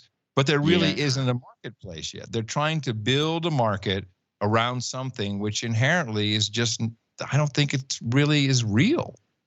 Yeah. I think that background is really important. The executive order, you got Google, you got all the biggest Silicon Valley companies coming together and sort of promoting the idea that the government needs to crack it down. Sort of. They have huge meetings on television. It's all behind closed doors because, we can't actually, you could build a chemical weapon with AI.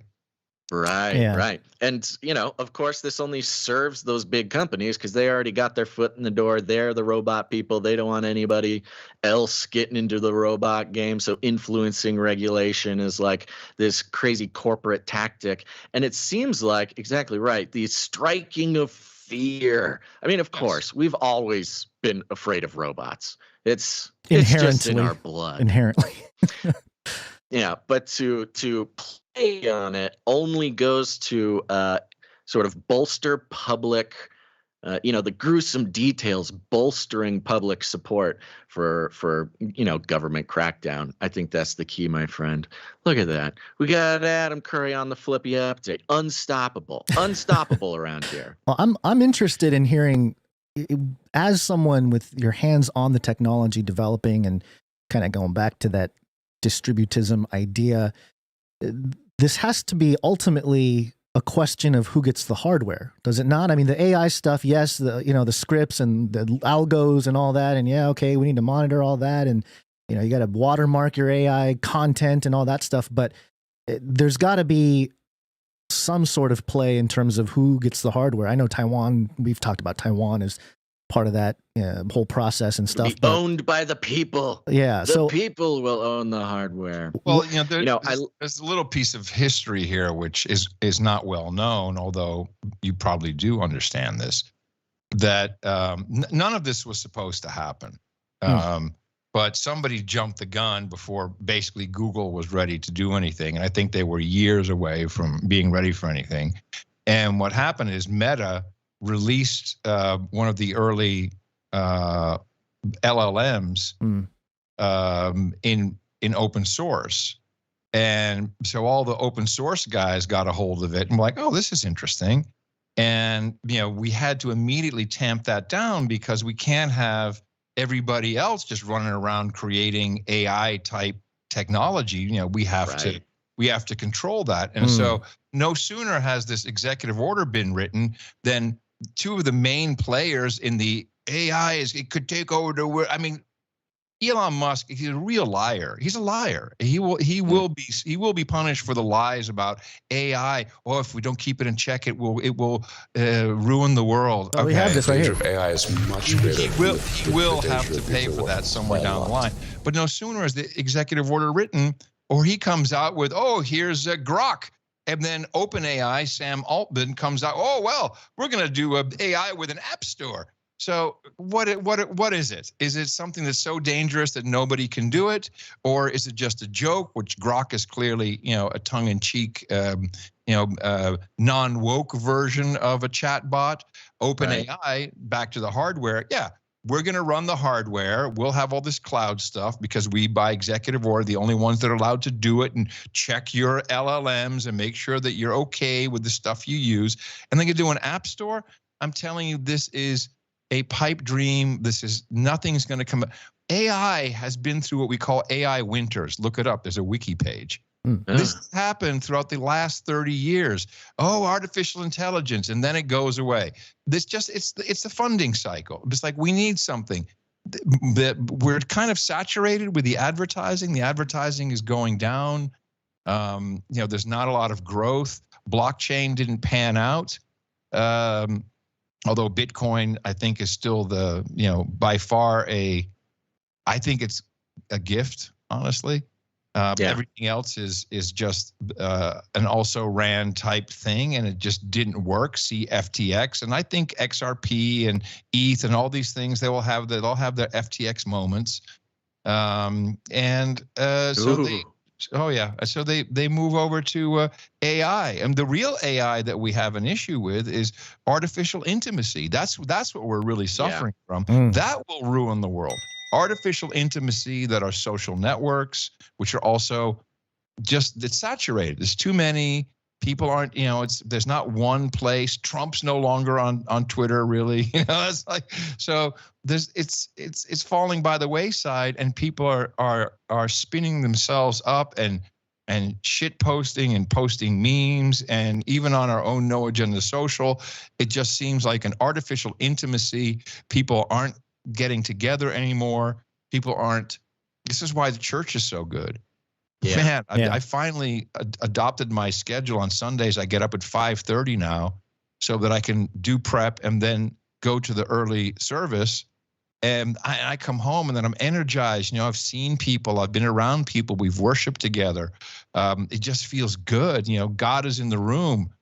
This is what people, No Agenda meetups are successful for this it's not biblical, but people need to be together. They need to have human energy. I mean, this is the simplest things. So artificial intimacy, that's our real problem. That's going to kill the world.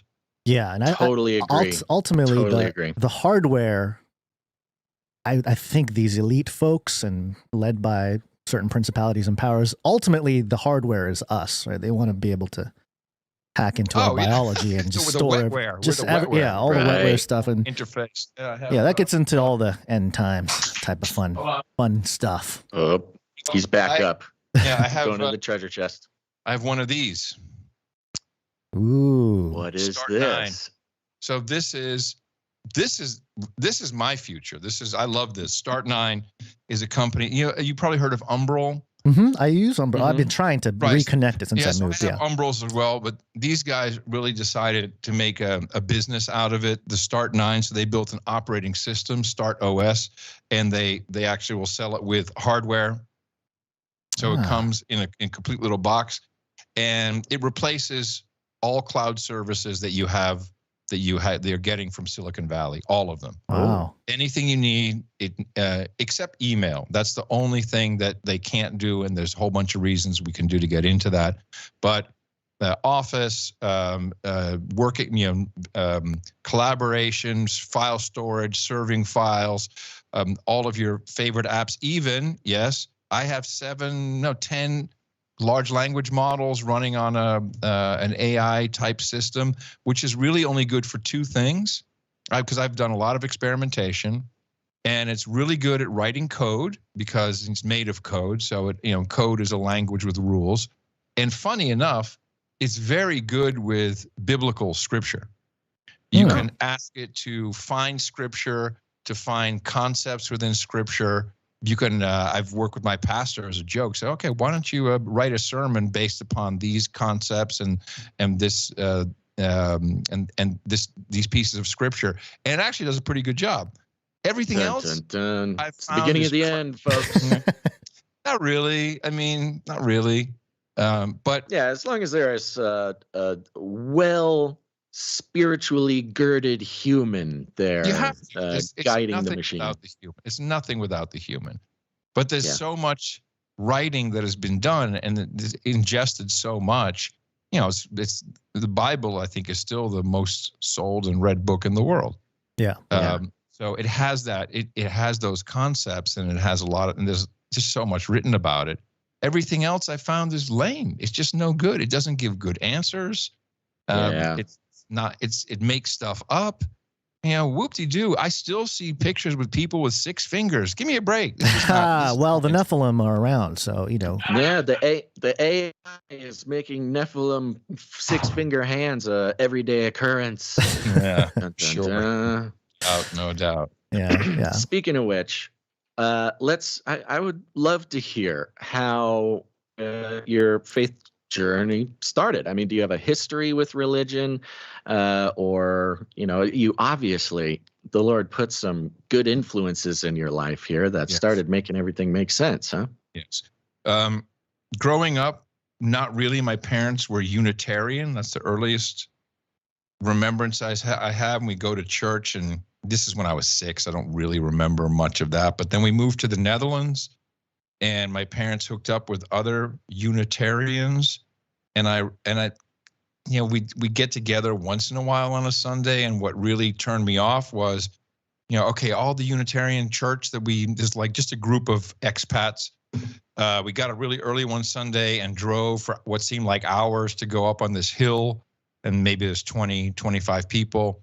And then we watched the sunrise, and they played on a little cassette deck, Cat Stevens' Morning Has Broken, which really broke my being able to listen to Cat Stevens ever again.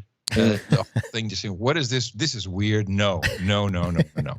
And so I've really had zero religion in my life from that point on.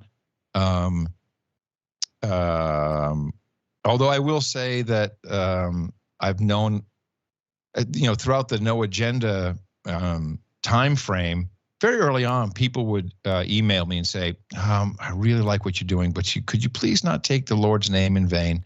And so I stopped cussing. I've never really done that, so just out of courtesy. A lot of LDS people who would be No Agenda supporters. So I've always had respect, but really not been too involved. Tina, who we've been together 8 years now, I think she was, and I know she was searching. She actually, when we just met, she took me to a service at Austin Stone, which was in Austin at the time, and she was searching. It really wasn't right for either of us.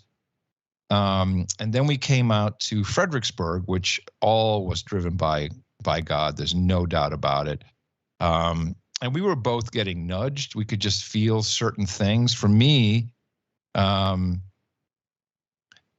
as I said, I was working with Dave Jones and Mo Facts, and there were more people around me, and Texas Slim from the Beef Initiative.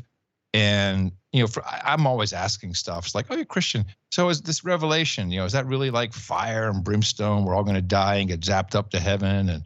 Or I'd say, do you think God is a person? And then I remember one night, Texas Slim, who's a real cowboy, ex-rodeo guy, trying to get people to eat healthy, carnivore, just beef in general. And he was telling me about Jesus, and he said to me, he said, oh man, Jesus was a badass outlaw. I'm like, I never heard this version. And so, people would, so I'm just collecting stuff, the same I would do about any other topic I'm interested in. And at a certain point, Dave Jones sent me a Substack by Naomi Wolf. Naomi Wolf, very elitist, left-wing, hoity-toity writer, written several books, feminist, Jewish, and she was talking about, and this is right in the pandemic period, how she saw these friends of hers at Upper East Side dinner parties who were just talking evilly about people, and disregard for people, and she concluded for herself, I'm really abbreviating her work, it's not fair. She just released her book about it, which I'm about halfway through, which hits on all these topics. And her conclusion was, if there's such, these people aren't evil, but there's evil in the world, and if there's such evil, the evil has to be fighting against a counterforce, which has to be good, God. And so I was just in my, I've researched 9/11, moon landings, Nephilim. I've researched a lot of stuff in my life. And, yeah, boy. And I went into God and Jesus. I said, well, let me take some time. Let me study up. And I was asking people, and they would send me books, evidence that demands a verdict, just all kinds of other things. And I think 2 weeks, and I went, that's it. It's real. There's no doubt about it. The story is real. Jesus is real. God is real. The Holy Spirit is real. And Tina had, at this point, she was a little further than I was. She was already attending Bridge Church here in Fredericksburg. And she was really kind of finding herself, but she was just going by herself. She really didn't know anybody there. It was actually, a friend of hers had told her about Bridge Church. We were supposed to go on vacation, very rare, because then I take 1 or 2 shows off, which rarely happens. And our flight got canceled. It was like Monday morning, Friday. Supposed to go Friday. We're in the car, 3:30 in the morning, flight canceled. It'll be rescheduled for tomorrow. We're supposed to go to Aruba. Back, we get in the morning, just before we get in the car, 3:30, flight canceled. We can get you on a flight, in 2 days. By that time, we're not going to go anywhere. So here we are on a Sunday. I'm always working on a Sunday. She says, let's go to church. Let's go to this church around the corner, which is St. Barnabas. And we went to this church, and it was okay. It was actually kind of cool, but they were doing hymns and stuff, and so that really wasn't what we were looking for. And then Tina found Bridge Church, which is here in Fredericksburg, and she started attending. I was watching online, and it just grew.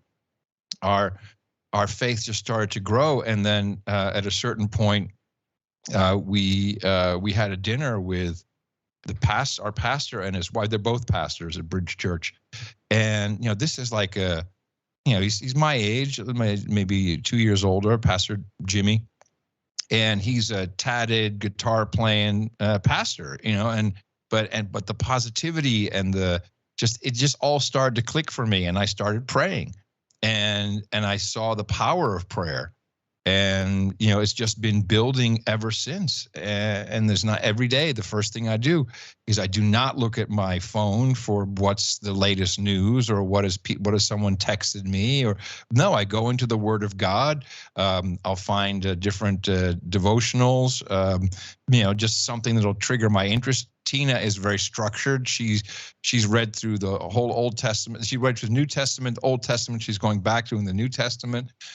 We talk about it at night. We'll sometimes read a psalm in bed. It's grown from there, and the realization of how good it is to have God in your life. It's just been phenomenal. It really has been phenomenal. We even did a course together with several other couples here, which, I mean, you ask old Adam, like, hey, you want to do a marriage class? I'm like, no. Yeah, buddy. A Christ-centered marriage, and it's really just been phenomenal for us. All these things have been great. And then we were watching The Chosen, which of course is by definition cool because it's a value for value donation-based production. And we were watching one of the earlier episodes, and it's Nicodemus, and he's saying, well, how am I reborn? And he goes through this late night conversation he has with Jesus, and then in bed that night he said, I'm ready. So it's time to be baptized. I'm ready to be baptized. And so it's just been building from there. There's just so many beautiful, wonderful people have come into our life, and I love our church family.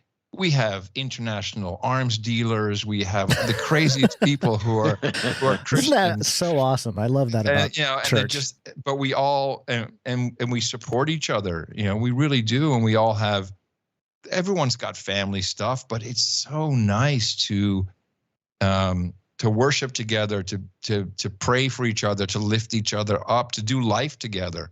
It's really cool. And when our pastor, and this is what really connected for me. So our pastor and his wife came over for dinner, and we're like, oh, pastor wife, it's like, oh, the pastor, how do we act around him? And I said, kind of by accident, I said, I got to tell you, man, I really love your show.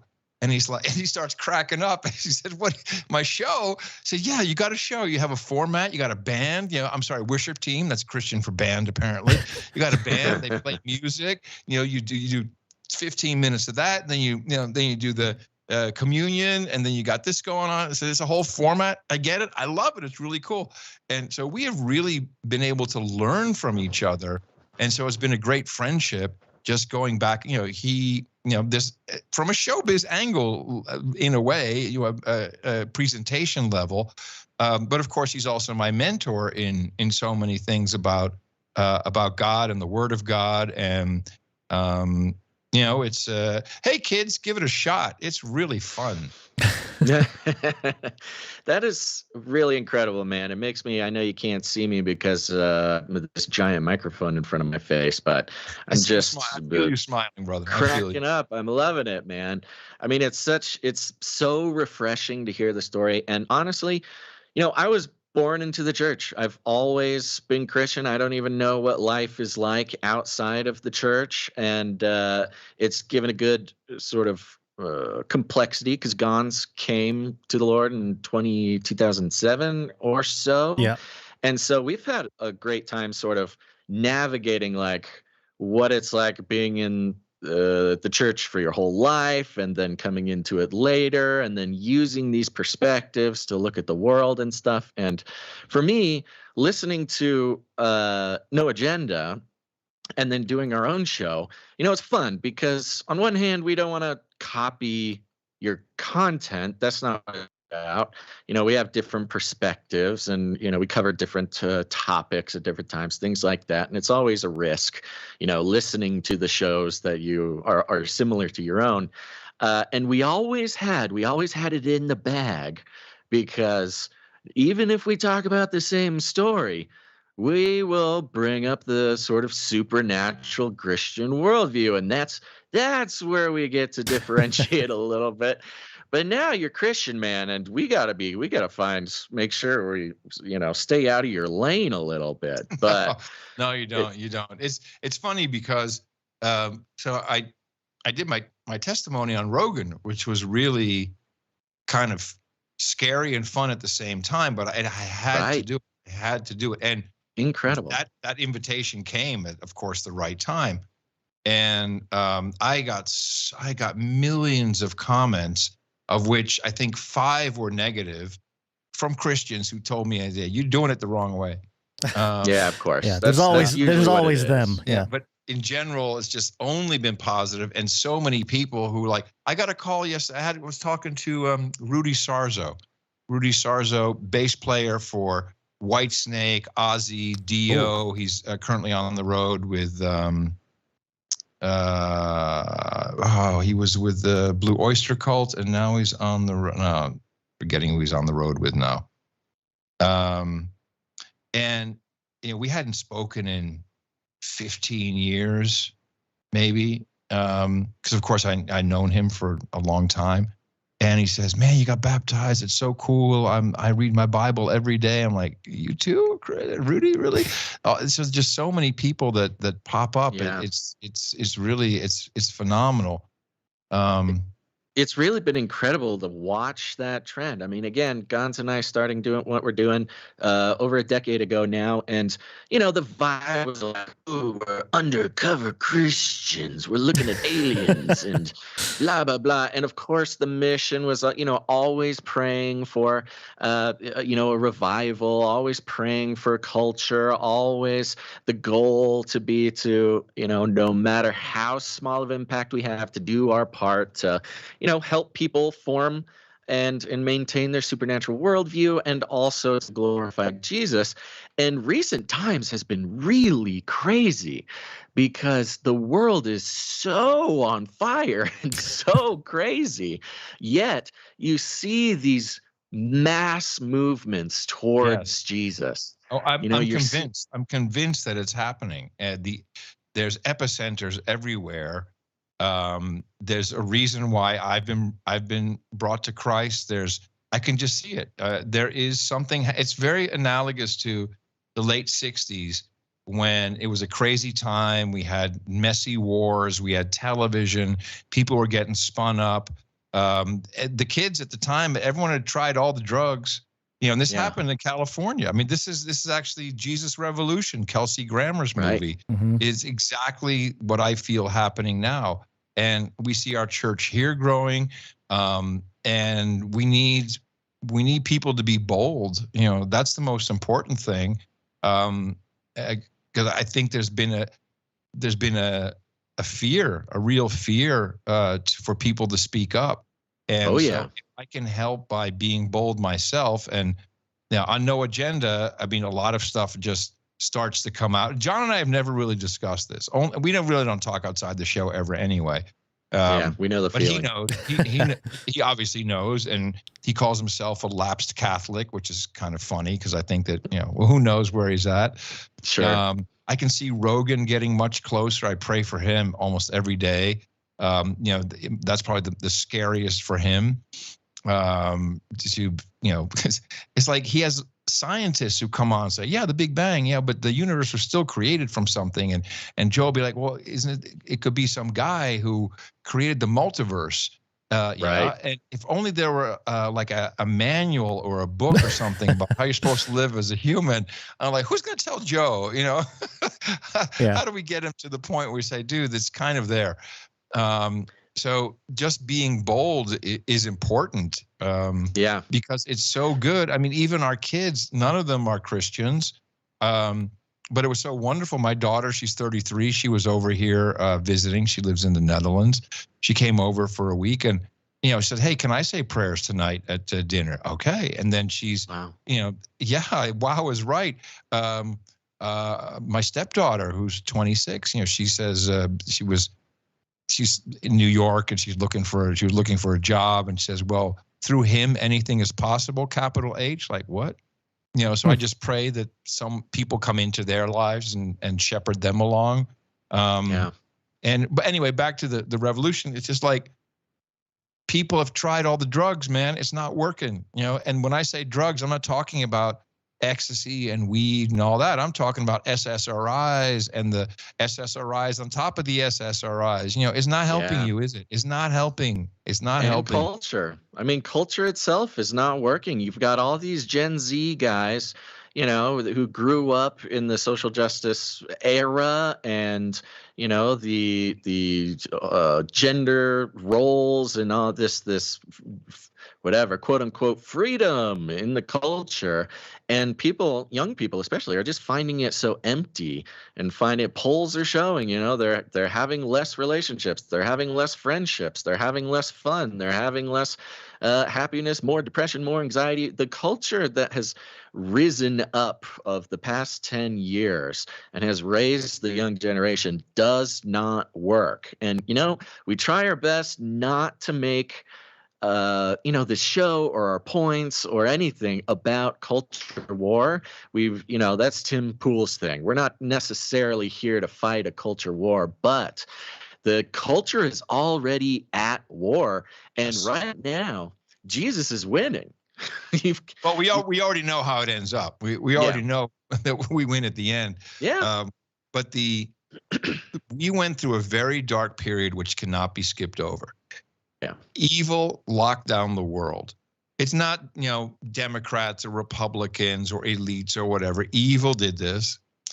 Evil took hold in like a giant Milgram experiment.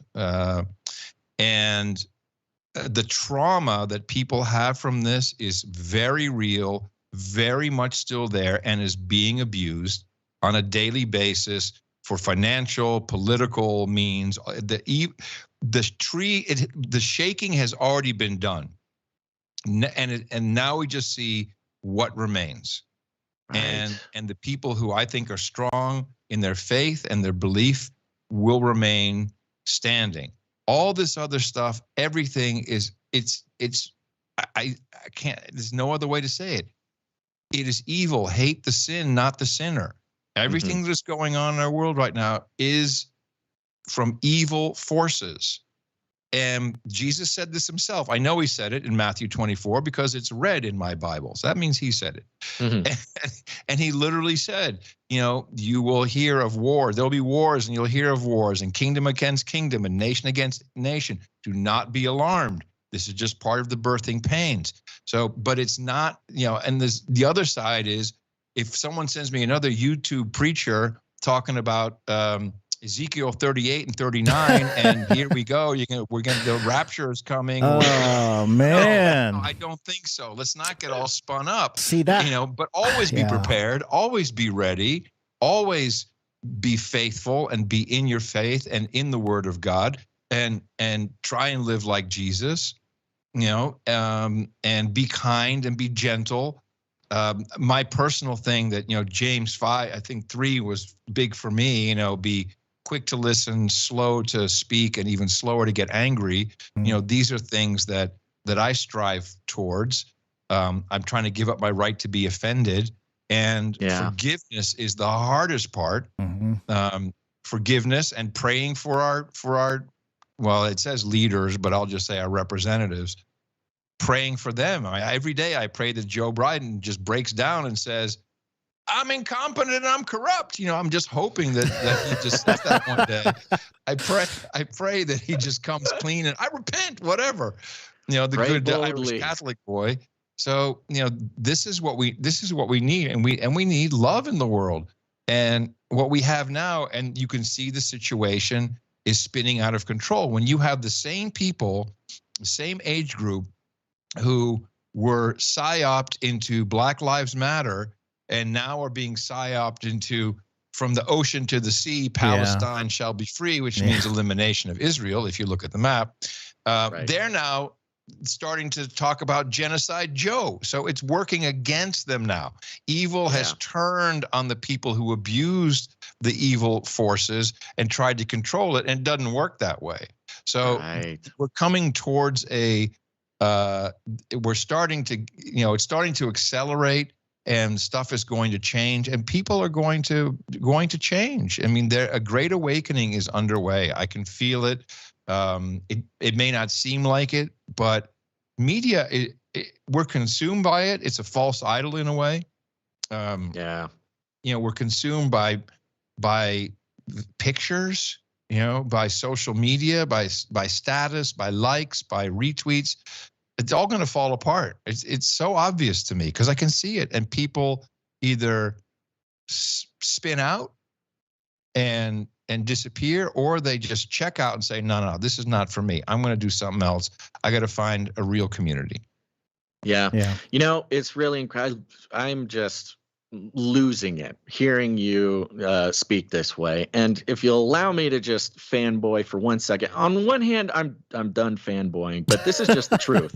2 hours and in. the truth is that this entire revolution that you're talking about, you talk about what made it possible. If it were not for podcasting, if it were not for the gatekeeperless ability for people to talk, they've locked down the YouTubes, they've locked down the social medias, they've locked down the broadcast media, they've locked everything down.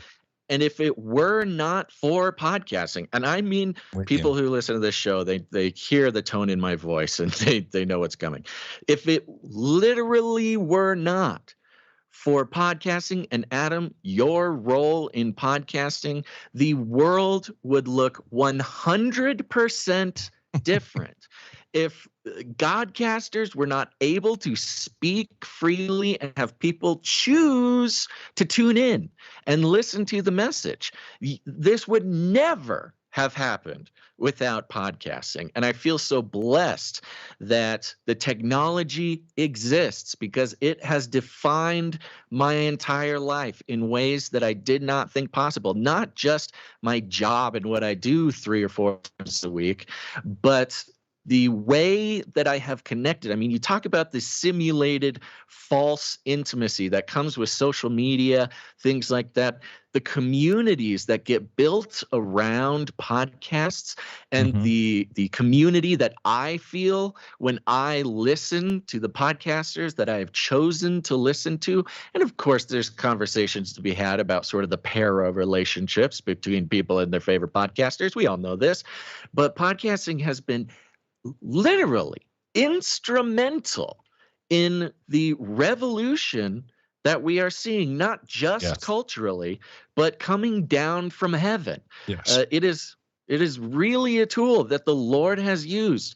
And to see you, Adam, come to the Lord, it just brings everything full circle, because the Lord has been using you, whether you knew it or not. He's using your podcasting. And, to have you on the team, it's just a wonderful bonus. I'm humbled by how he used me. I am truly humbled. And now I can connect the dots going back 30, 40 years. I see all the steps I had free will, and I see where I misstepped. I have no regrets that it all came late for me, but now with what the pieces that were, I got the message about 2 months ago. I was speaking at a conference for Godcasters, literally. Yeah. And I was asked to do the keynote, and what do I want to tell these people? But I don't really like doing conferences at all. And I got a download from heaven at 2:30 in the morning, and the message was protect them. And I think that's really what all the work that Dave and I are doing is protecting the system, protecting podcasting. Where you talk about what was the term, distributionism. Distributism. Our job is to make Podcast Index go away. Our job is to make it so that it is either like DHT space or however it's distributed, that we don't have to exist. That's literally what we're doing. And it will take a few years, and we haven't quite found all the pieces yet. We found a lot of them, and we're using them. And this group of people, Christians and not, there's all kinds of people who've shown up. They're still there. It's been 3 years, and they just keep working on it. And it's the same concept. Of course, we do have value for value, in which everybody's in the value flow, which I think is very important, was also just given to us as an idea, and we were able to implement it. I think you're right. There's something very important about it. And he will guide us. He's guiding me. And so I don't plan too far. I mean, only the fool plans. I was like, oh yeah, next year I'll be doing this. No. It'll be whatever God wants me to be doing. And I'm ready for it. I'm ready for all of it. Yeah. Well, we definitely recognize what you're doing with Podcasting 2.0. We're enthusiastic about it. Thank you for supporting it. I appreciate it. Yeah, we have yet to fully integrate with the system, but it is one of our priorities here coming up, and as the new year. And we'd love to stay in touch and involved with the process as much as we can, and be helpful in any way we can. Well, we need to get you on the lit protocol. Yeah, let's do it. Yeah, all the stuff, all the protocols. We're doing it live already. I mean, we just need to add one little bit, because apps pop off alarms when we go live on no agenda, and it's the same app that you get the podcast in. So we need to get you guys on whatever you need. I'll be here to help. We need to get you guys on that. I appreciate that. I think that's essential for moving into the next phase of where the world is going. Yeah. Well, and speaking of the next phase, Guns. Well, I was just going to mention, just to comment, I've been boiling up over here. Lot to respond to with that, but with all the stuff you've mentioned, Adam, I did tweet out, it was still Twitter back then, back in February, how I was actually moved to tears listening to you talking on Joe Rogan and sharing your faith there. So it was a big deal for all of us over here. I know many of us were praying for you for many years. So that's a really cool thing. I got a lot of messages of people that said, man, I've been praying for you for 10 years. Like, wow, that's so amazing. I had no idea, of course. Yeah, so crazy. In my third documentary, Age of Deceit 3, the subtitle was called Remnants in the Cyber Hive Earth. And the whole idea was how the church will look as we continue to live out in the technocracy and the technium rise and all that kind of stuff. And one of the things that's been so profound for me is biblical prophecy, biblical eschatology more specifically. I feel like the phrase Bible prophecy has been politicized a little too much, especially recent days. Well, there's a lot of eschatology going on right now, which is maybe a bit much for me. But. Yeah. See, I appreciated your take on some of through the lens of culture and everything, seeing the establishment within the church as well. Basil and I, we've followed the model of the late Dr. Mike Heiser. I don't know if you're familiar with Dr. Michael Heiser. He was he's an author. You'd love it. Biblical scholar, ancient Near East linguist. So he was literally studying Old Testament Hebrew. He's the guy who took every yod and tittle of the Old Testament from the manuscripts and connected it to a huge database for all the stuff you can do now. So he did the dirty work, and he has a book called Unseen Realm that I think you should read at some point. And he passed away I think it was last year. Has it been a year since Mike has passed away? I think so. Yeah, he was crazy, a really good friend of the show. That is crazy. But he had this approach to everything where you can kind of sit in the uncomfortable middle of the sort of not being sure about how to interpret certain things. And I appreciated that approach because so many people are so gung-ho about their interpretation. And if you're not, then, if you're not agreeing with this interpretation, then you must be part of the evil that is on the other side. And so it's really profound to me that you coming at this from where you see how that thing, the same system exists in the so-called church as well, with the entanglement with government and everything else throughout the last 100 years or so. It's pretty profound to see. But I also think moving forward, eschatology will become a more sort of objective approach to eschatology will become very important in Christian apologetics. The idea of supernaturalism being at the forefront of that. And I think you're really just on point with that, because in the last 20, 30 years, and this is just my observation, I studied sociology in college, so I kind of look at things through a sociological lens. And you had the new atheism rise in the 90s. It was the Four Horsemen of Atheism. It was the Christopher Hitchens and Dawkins and those guys, Sam Harris. Yeah. And those guys all came to the forefront, made these arguments, these strong academic scholarly arguments against theism. And the Christian apologetics philosophy departments around the world demolished their arguments. I'm sorry to say, you read some of the responses in the last 15, 20 years, they were demolished by the theists. Well, but even the scientists, like Stephen C. Meyer, I think it is. Mm-hmm. Yeah. Miller. He's like, he's look, I'm a scientist, and here's how the universe works. And if we look at a gene, we look at a single cell. It's a computer. It's intelligent design. Mm-hmm. And my conclusion as a scientist is that was God. End of story. Now, when you get guys like that on Rogan, I'm like, what more do you need? If you follow the science, it's all good. Yeah. Yeah. And so what's fascinating to me is all these passages that are eschatological in nature about whether it be the mark of the beast, or the thing that fascinated me was the image of the beast, because it talks about, the first commentator of the book of Revelation is a guy named Victorinus. I think it was 3rd century.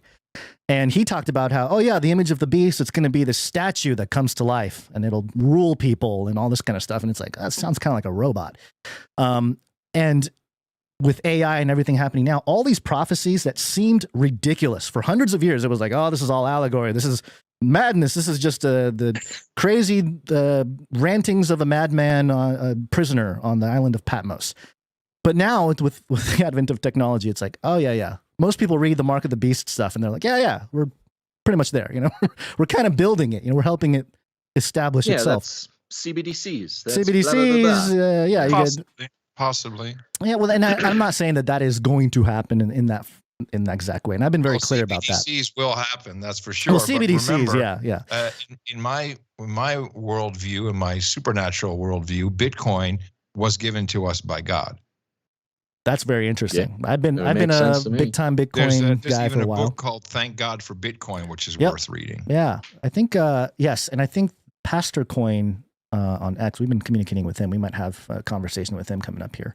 But that's something I did notice as well. Lots of Bitcoiners, Christians, they seem to share some similar values.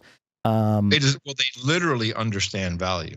Yeah. They have a deep understanding of what value is, which makes it so inherently beautiful. Mm-hmm. But the whole story of Bitcoin and Satoshi Nakamoto, whatever he was, is them word. It's almost, it doesn't matter. I mean, you can just see it happening. And I'm a strong believer in it. So, CBDCs, will it be the mark of the beast? Maybe, but I don't think we're there yet, because all I see is Bitcoin being the perfect antidote to that. But it's going to take believers to create these alternate pathways for people to travel. Yeah, absolutely. And there's a lot of lead up to that whole mark. I mean, we don't have to get into timelines and studies of all that, but there's stuff that leads up to that point. And by the way, just so Adam has the perspective here, we are infamous skeptics of people who say they have figured out the mark of the beast. We've gotten a lot of slack. People whatever have been very upset at us for not saying the vaccine is the mark of the beast. I was talking to Pastor Jimmy about this, eschatology, etc., and these millions of views on YouTube and fire and brimstone guys, and we are living right now in the end times, people. And he says, it's really narcissistic. He says that what they're doing there is they're drawing attention to themselves when really the idea is always be prepared, always be working towards the day when the Lord returns, always. But to sit there and go, trumpets are next, timeline setting. Helpful. And the whole point of even, Jesus didn't know. He says, I don't know, only my Father knows when this is going to happen. But the whole point was, because you're going to be working in the field with some other dude and you're going to get zapped up and he's going to stay, And so it's a waste of time in my mind at this moment, the way where I am in my walk of faith. It seems like a waste of time to even have to worry about it. We need more believers, more followers. Shoving it down people's throats don't work. So if it's a start, let it be with me. Let me tell people how it's worked for me and what it's doing for me in my life. And the key, I think you mentioned it, the key is how are you living your life on a day-to-day basis? Every answer to what if the beast system is tomorrow, or what, mark of the beast is tomorrow, what if Jesus is coming back, what if apocalypse is starting? The answer to any of those questions is live your life now as though it's happening. It's going to happen. So you live your life in a way now. And it's been a fun part for me recently, Adam, because I too recently moved out of the big city and off the grid and doing the thing. And I'm sitting out here. I almost died earlier this year from a complicated appendicitis. And I had that moment of, am I living my life right? And I kind of looked around and I'm like, yeah, this is pretty much where I'd want to be if Jesus came back. I think we're doing it. Yeah. I have to ask the question. I know. I have to ask about the Nephilim. You said you studied it, so you might have some thoughts. I've been studying it. I do not have. Look, I can see what it says in the Bible. I can see where it talks about the giants and they were making children with the females on Earth at the time. I really I'm not anywhere near being able to have any. You were on MTV, Adam. You saw the musicians with 6 fingers. How in the world did they play guitar that way in the 80s? Stop covering for the Nephilim. They were Jesus freaks, man. That's how they did it. They just didn't tell anybody about it. Yeah, there seems to be a lot of those. There seems to be a lot of those. Yeah, again, just a topic that fascinated me, and I feel, and this is just my personal opinion, has tremendous explanatory power. People in our little niche talk about it like, what do we say? We say the Genesis 6 paradigm, because it shapes a lot of how we understand things are, especially some of the supernatural stuff. But, it is disputed amongst the church, people throughout history. But it's related. It's related to the technocratism that we are experiencing, because within the Genesis 6 paradigm, you're studying Noah's flood and why exactly Noah's flood happened. Because the Sunday school version is that people were mean. Everybody was mean. So God said, away with you, the big flood. But that's not quite.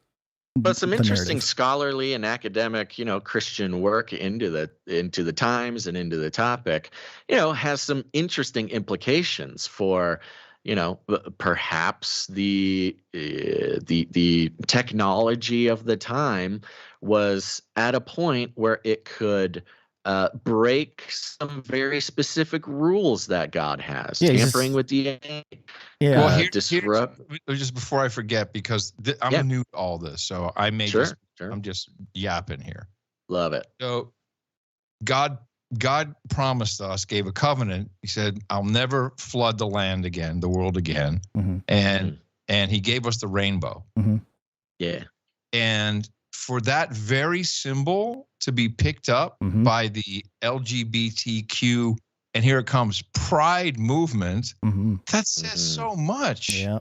Pride is like it's like the numero uno sin, and to hijack the rainbow with that is like it can't be any more clear what is going on.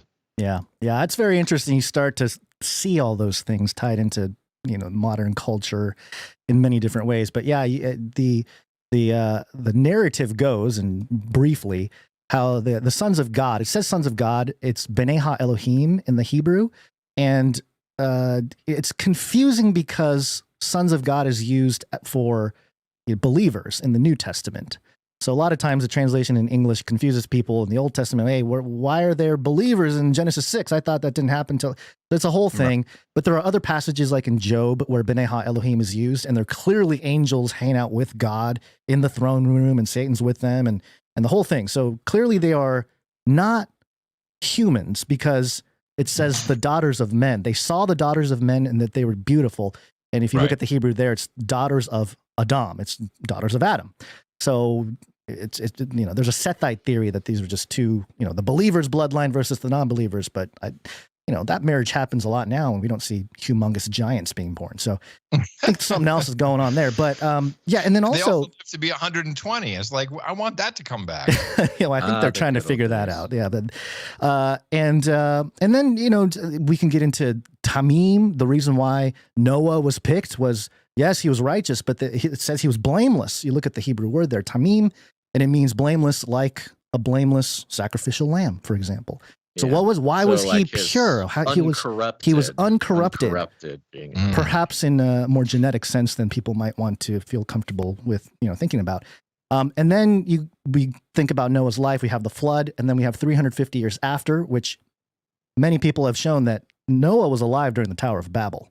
That whole incident, climbing up to heaven, taking out God, that whole plan, he was around. The world is under one language and all that stuff, which is, again, seems to be unfolding today. And the thing that really put the nail in the coffin for me with all this stuff was Jesus in Matthew 24, talking about how in the days, so upon my return, it will be as the days of Noah.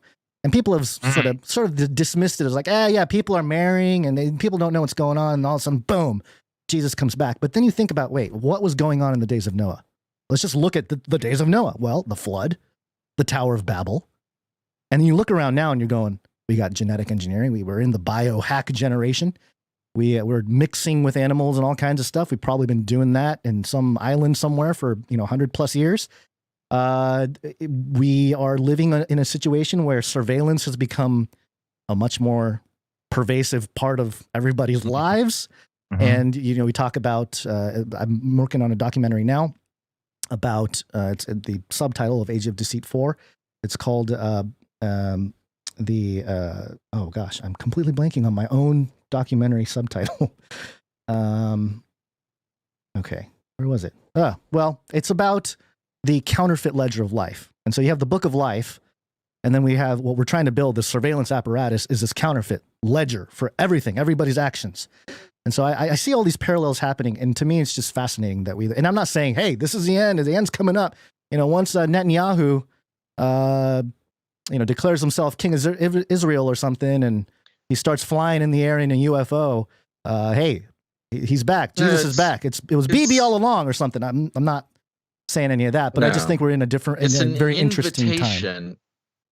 It's an invitation to include, the biblical historical text and worldview into how we interact with the world today. Yeah.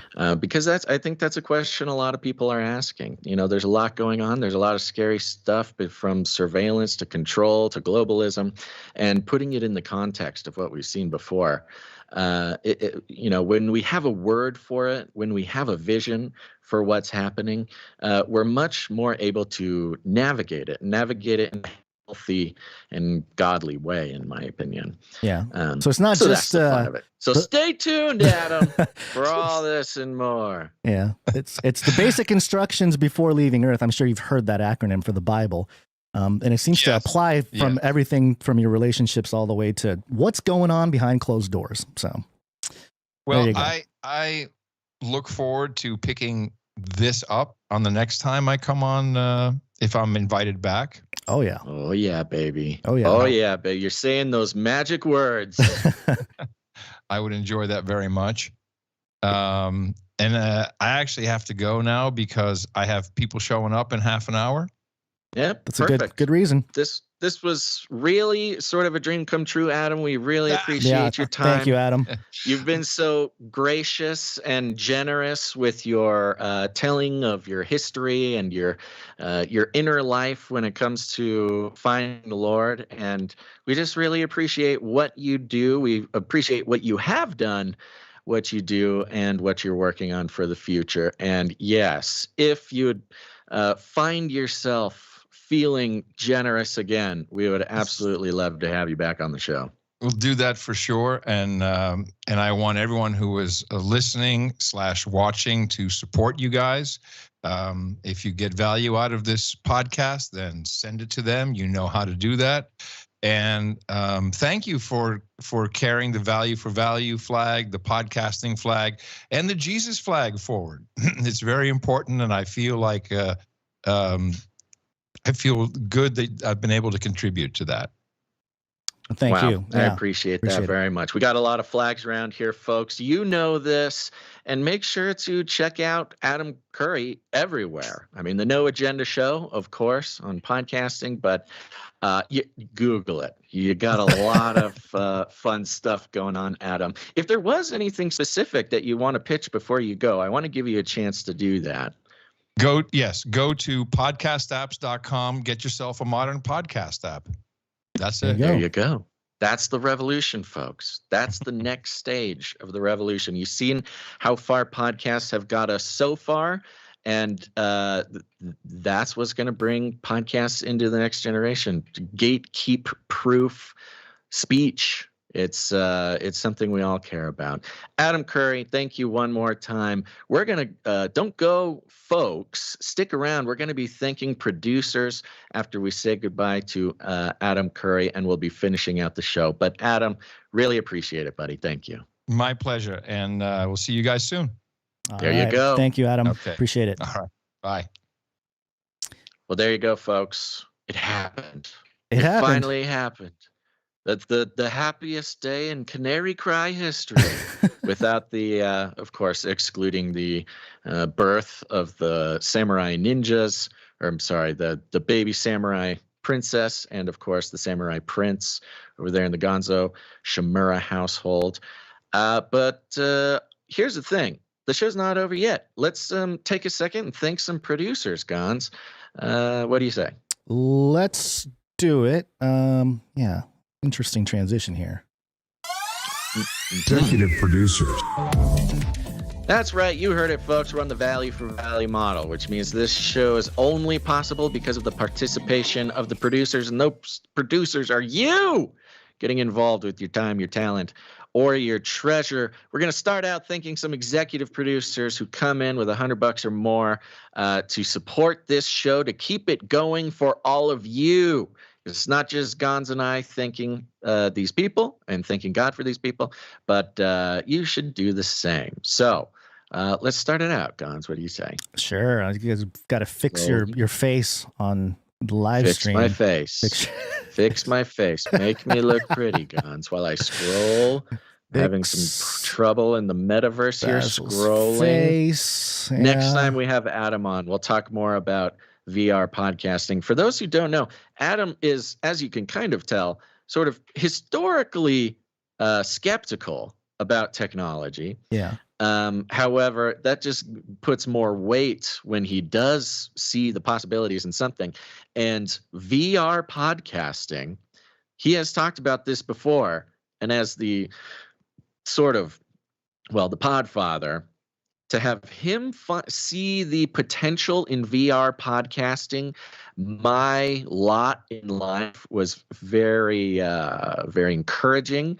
And I hope to be talking to Adam more about VR podcasting in the future. But here's your executive producers for the day, folks. Ready, Gons? Almost. Hold on. Okay. Yeah. Almost. It's okay. I can stall and talk about VR podcasting no. all day long. We're good. I think, yeah, we're good to go. Okay, here we go. We're starting the executive producer's out with the one, the only, you know him, you love him. It's executive producer, Sir LX Protocol V2, Night of the Breen Protocol, coming in for $100 and 33 cents. There it is. Yeah, he's on a 233 episode streak and a 29 episode executive producer streak. He's almost at that 33. Yeah, streakalicious. Executive streak. I promise we'll have some sort of celebration when you get to 33 executive producer streaks, Sir Alex Protocol. Thank you. Yep, thank you. Next up, we have Sir Marty Kane. Out of the wrong timeline. Hold came on. in. Sir Alex Protocol, right? Yes? Can you hear me? Yeah. Okay, sorry. No, I feel you like cut my out for connection. a second. But... Oh, okay.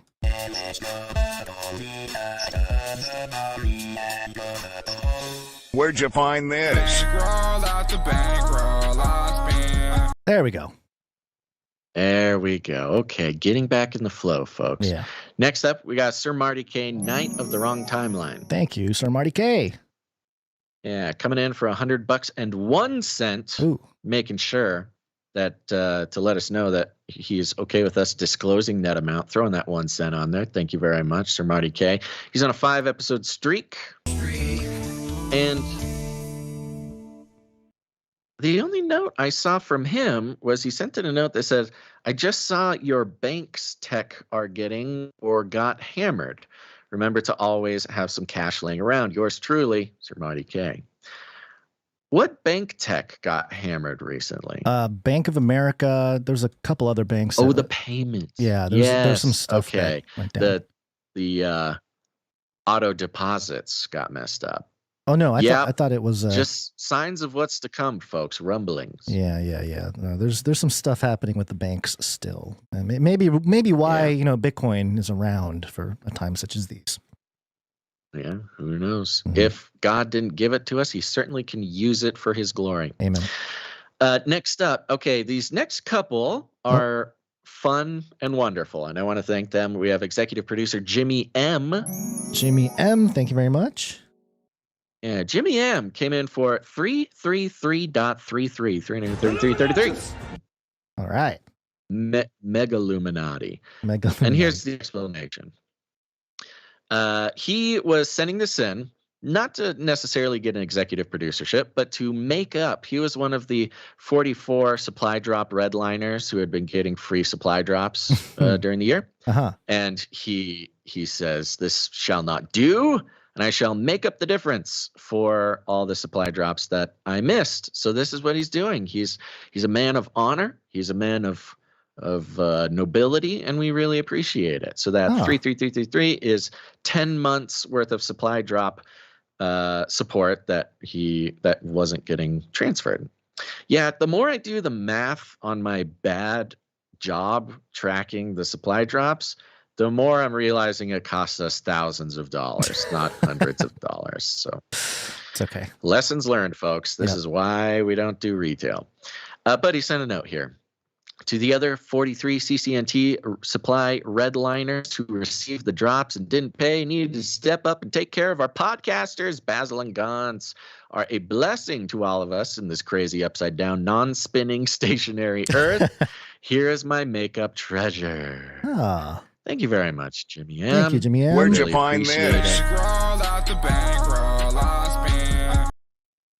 Again, I will reiterate, it's not anybody's fault. It's my fault, and making up for, depending on how much you have to make up to catch up, that could be an impossible sum for people. So I don't want to shame anybody who isn't able to do what Jimmy M did, but I am endlessly grateful for Jimmy M coming in, supporting the show. Yep, thank you.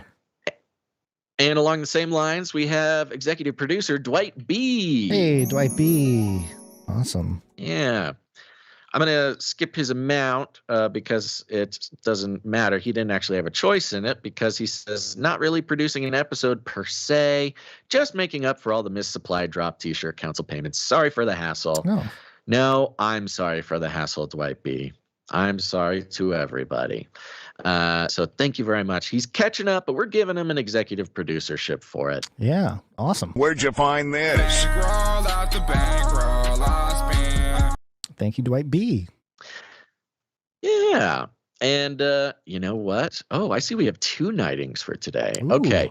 Paul G, we're giving him an executive producership. Okay. Because he paid the No Agenda Show for your PhD. Yes, he did. In media deconstruction, which is very nice of him. Very nice. And, that's okay. I had a couple of episodes where I got to brag about my education, and Gons just had to sit and listen. But now we're peers. We're peers once again, Gons. 2 PhDs running a podcast now, and just tell your friends. That's a big deal. It's one thing to have 1 PhD. Yeah. It's another thing to have 2 PhDs podcasting together. So he sent a note. I'm not sure how much of it he meant to be read, but he congratulated me on my PhD and said it was well-deserved. Thank you. And he says, Gons, you were an integral part of my education. The first 2 YouTube channels I discovered back in the early days were The Vigilant Christian Mario and Face Like the Sun. Gons, your many hours spent in the editing booth have not gone unnoticed. Since you were the first one to mention No Agenda during a solo episode of CCNT, not sure if that's historical, but okay, after which I started listening, I felt it was fitting to bestow upon you your own PhD in media construction. And that happened yesterday. Yeah, it did. Yeah, that's awesome. Really cool to listen to. And it was cool to listen to, as you heard Adam mention, that Canary Cry people who are on board with the V for V model have produced No Agenda. And that's really good for us, especially when you write a note that mentions us. Because, look, you could give us that money, and that's great. We do need that to happen. But it's also very rewarding for us for you to produce No Agenda and say, hey, I came from Canary Cry News Talk. Those guys are awesome. And sort of, pitch our show. That's also extremely valuable to us.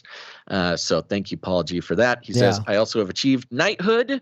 He sent his accounting, and we will be knighting you later on in this show. He says, thank you for all you guys do. Keep up the good work. And again, congratulations to both of you on your PhDs. And by the way, he has a PS here. Can you spot me, bro?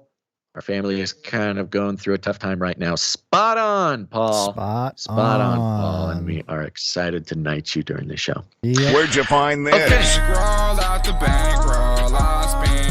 By the way, did you hear John C. Dvorak for the probably, 15th or 20th time? Just have no idea who we are. It's so funny.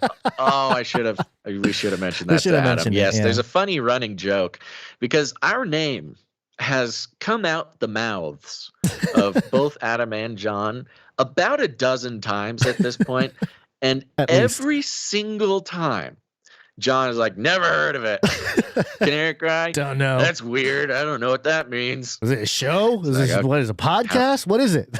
How many times? How many times does he have to say it? I almost made a montage, but I figured I'd spend my time doing something else more important, more than proper, looking for montages of John C. Dvorak not remembering us. No, that's okay. It's fine. We're not offended by that, but it is a good reason to keep getting John to read our name. It is, it is number one to see when he'll crack, but also I feel like we have completed half our mission. Now we got to get John C. Dvorak on the show. We got to get him on the show. Yeah. Okay, moving on. We got a few more producers who came in under the executive producer amount. By the way, Jimmy M. We're going to be knighting Jimmy M. Did we knight Jimmy M last time? Do you remember? I do not remember. I don't remember either. It's hard for me to remember. It's hard for me to remember. Yeah. Well, we might be double knighting Jimmy M, but we will be doing that as well. Jimmy M is not on the list. The last night I believe we had was Sir Spears' Knight of the Desert. Yeah, and we had, I believe, Sir Jacob. Did we get Sir Jacob in there? Highline Haas, and Knight of the... Yeah, that was back in 666, though. Yeah, that was a while ago. Well, our next producer is Sir Jacob, Knight of the Highline Haas. Hey! Is that it? Is that the name? Sir Jacob, Highline Haas and Knight of the Issachar Pursuit. Issachar Pursuit. Yes, that's what it is. Thank you, Sir Jacob. Comes in with 3333. There it is. Illuminatus! Says, my apologies for not sending my accounting in for my knighthood. Yeah, no problem. He sent in his accounting for his knighthood. He says, P.S. Been sharing Burning Man episode with all the pastors in my life. Hey, hallelujah. Good stuff. Thank you very much. stuff. And just to mention, I was just on Fire Theft Radio, which is kind of in the Canary Cry family of podcasts. They started their podcast in response to us doing our podcast for some time there. So go check them out. They got new hosts. You got Mav and Chuck over there. And I went on there, talked about Burning Man and some other stuff. Go listen to it. Cool. Thank you very much, Sir Jacob. Sir Jacob, thank you very much. Next up, we got Sir Darren, Night of the Hungry Panda. Hey, Sir Darren. How's it going? He came in for $16.40. He said for CCR episode 164. Have a great day. Oh, thank you. And that is the first time that we have ever mentioned out loud CCR episode 164. That's so true. for those who listen to the That's true. Oh my gosh, I didn't even realize it. Yeah. For the podcast listeners, the RSS feed listeners, the OGs, they got the Ireland episode published on Friday. Now, here's the thing. There's a lot of people who just watch the show on YouTube and the streaming services. For you folks, you will be waiting until the 22nd of November. So the 22nd of November, we will be streaming the Ireland episode. We hope you like it. It turned out great. Gons did an incredible job. And there you go. So you can go listen to the podcast version, or if you want to watch the video that Gons puts together, it'll be streaming the day before Thanksgiving. There you go. Okay. Sir Darren also came in for this episode. All right. For CCR 165. Yeah, there he is. 165 for today's episode with Adam Curry. Hey, Thank you very go. much, Thank Sir you. Darren, Night of the Hungry Panda. Thank you. Appreciate it. We've got a little bit of a shakeup today. Producer Veronica D came in above the 777 mark. Hey. 327 episodes in a row. Oh yeah, Streakalicious. And a note that says, please have the producers pray for me. I've been having some health problems. Okay, hit it. Pray Hit those producers. Producers, assemble! That's right, folks. Around the world, the producers are assembling. That's you, people who are committed to praying for the show, praying about the show, praying for the producers of the show, praying for our sanity. Those are the producers. Thank you very much. Veronica D., please have the producers pray for me. I've been having some health problems, but I trust that God will get me through this. Producers, put it on your list or drop to your knees right now. We're praying for Veronica D.'s health. It's been a staple of the producer segment for so long. Yep. We're praying for you, Veronica D. Yep, definitely. Definitely. Okay. Other than that, that concludes the list of financial producers who came in above the $7.77 mark. We got a few under that, and we'll thank them real quick. Starting with Malik W., 38 episodes in a row. Malik W. Thank you very much. Sir Moore of Night of the Burning Chariots, 297 in a row. Thank you, Sir Moore. I shouldn't have played the jingle thing, the streaker thing. Yeah. You wait, trigger finger Gons. We got Doctor Who Done That, 27 episodes in a row. Thank you, Doctor Who Done That. Ooh, Doctor Who Done That hit the firmament. Oh, yeah. Give it to him. Okay. I know we have still not shattered that highest and hardest glass ceiling, but someday someone will. There you go. You've joined the illustrious group of Firmament Busters. I feel like we did that already. He might be on 28, but there you go. Double jingle. Next up, we got Sir Scott, Night of Truth, 351 episodes in a row. Thank you, Sir Scott. Thank you. We got Dame Gale, Canary Whisperer, and Lady of X's and O's, 322. Ooh, thank you, Dame Gale. 322. 322. 322. Ooh. And of course, rounding it out, we've got Sir Casey the Shield Knight. Sir Casey, the Shield Knight. Wow. 366 plus 1, 367 in a row. Wow. There you go. Thank you very much. Thank you. That concludes our list of financial producers who have come in and supported the show. Remember, value for value. It's a paradigm shift. It's not just generosity to keep this podcast going, but it is a lifestyle change that is helping all of these producers here. They are working not just on keeping the show alive, but working on disconnecting their financial mindset from the idea that corporations solely are the ones who, through the powers of mind control and sigil magic, keep media alive. This is all of us taking responsibility, and we appreciate them very much. If you're interested in producing a show, go to canarycry.support. Canarycry.support. All right. Let's we got some more producers to thank real quick here, but we're gonna do a quick Speakpipe. Are you okay with that? Yes. Please leave a message after the tone. At the tone, please record your message. Leave a message. Beep. Message. Go to canarycrynewstalk.com. Go to the green tab on the right side of the bottom. It'll allow you to record a message of up to 90 seconds, an audio message, and we shall play it for the people. We do have something that we should have played Friday, and I think we maybe should have played at the beginning. Maybe we'll play it again at the beginning of next episode, just so in case anyone misses it, because we're playing kind of late here.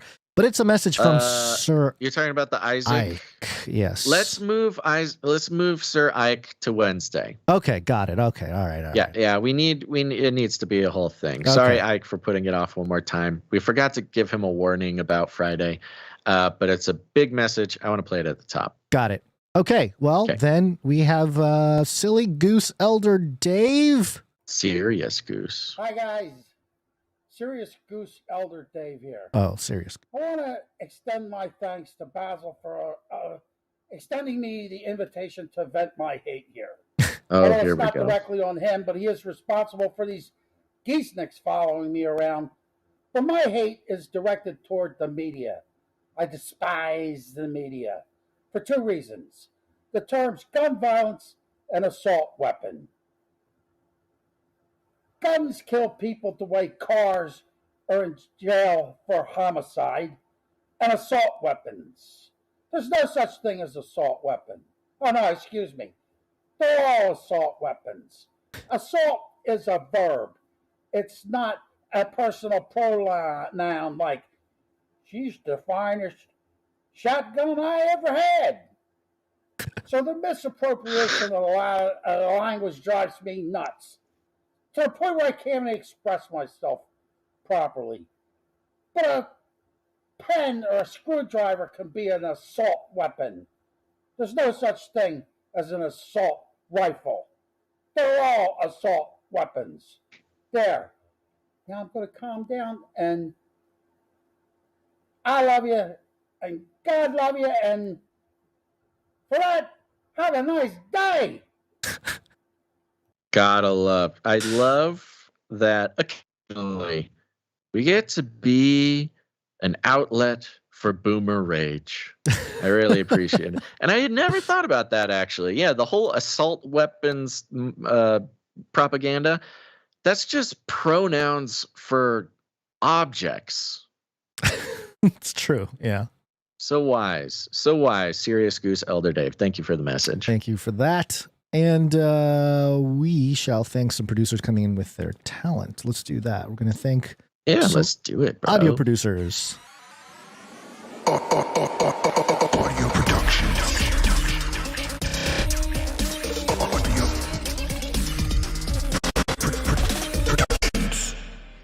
It's always important to help us build the culture behind the community here at Canary Cry News Stock. And as we've seen with so many movements around the world, art is important. Art has always been important to express, have visuals and identifiers and symbols that represent a movement or a people or a cause. And, you know, certainly we have our own unique flavor here at Canary Cry News Talk. And it's because of all of you who decide to give value back to the show with your talent. And we're going to start off thanking Little Owen. Little Owen came in with, let's see. I don't think Little Owen has been attaching notes to these recently. I think his note just said, oh, wait, hold on. Let me double check it. Yeah, praise the Lord. Okay, praise the Lord. And he has a song here. I'll play a few seconds. We'll play the full track at the end of the episode. 3 minutes and 10 seconds. Let's hear a little bit of it here now.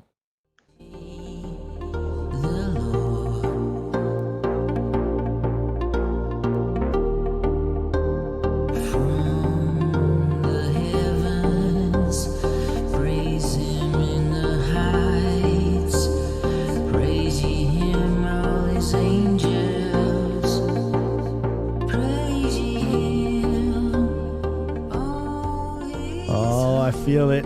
Feel it. Feels good. Love it. I think we get at least a comment every time we have a Little Owen track playing at the end asking, who is that? Yeah. Whose song is that? Where can I find that track? So Little Owen. Yeah, Little Owen has to send us a link or something. See if he has a Spotify or something. Yeah. People are asking for your music there, Little Owen. Thank you very much for that. We have something from Jonathan F. Jonathan F. And Jonathan F's note.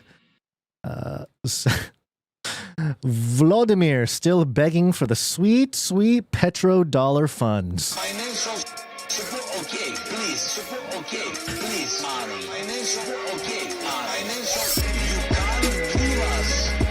Can't give us some financial support, okay. Okay, please. Give us a credit, and we will give you back money after the war.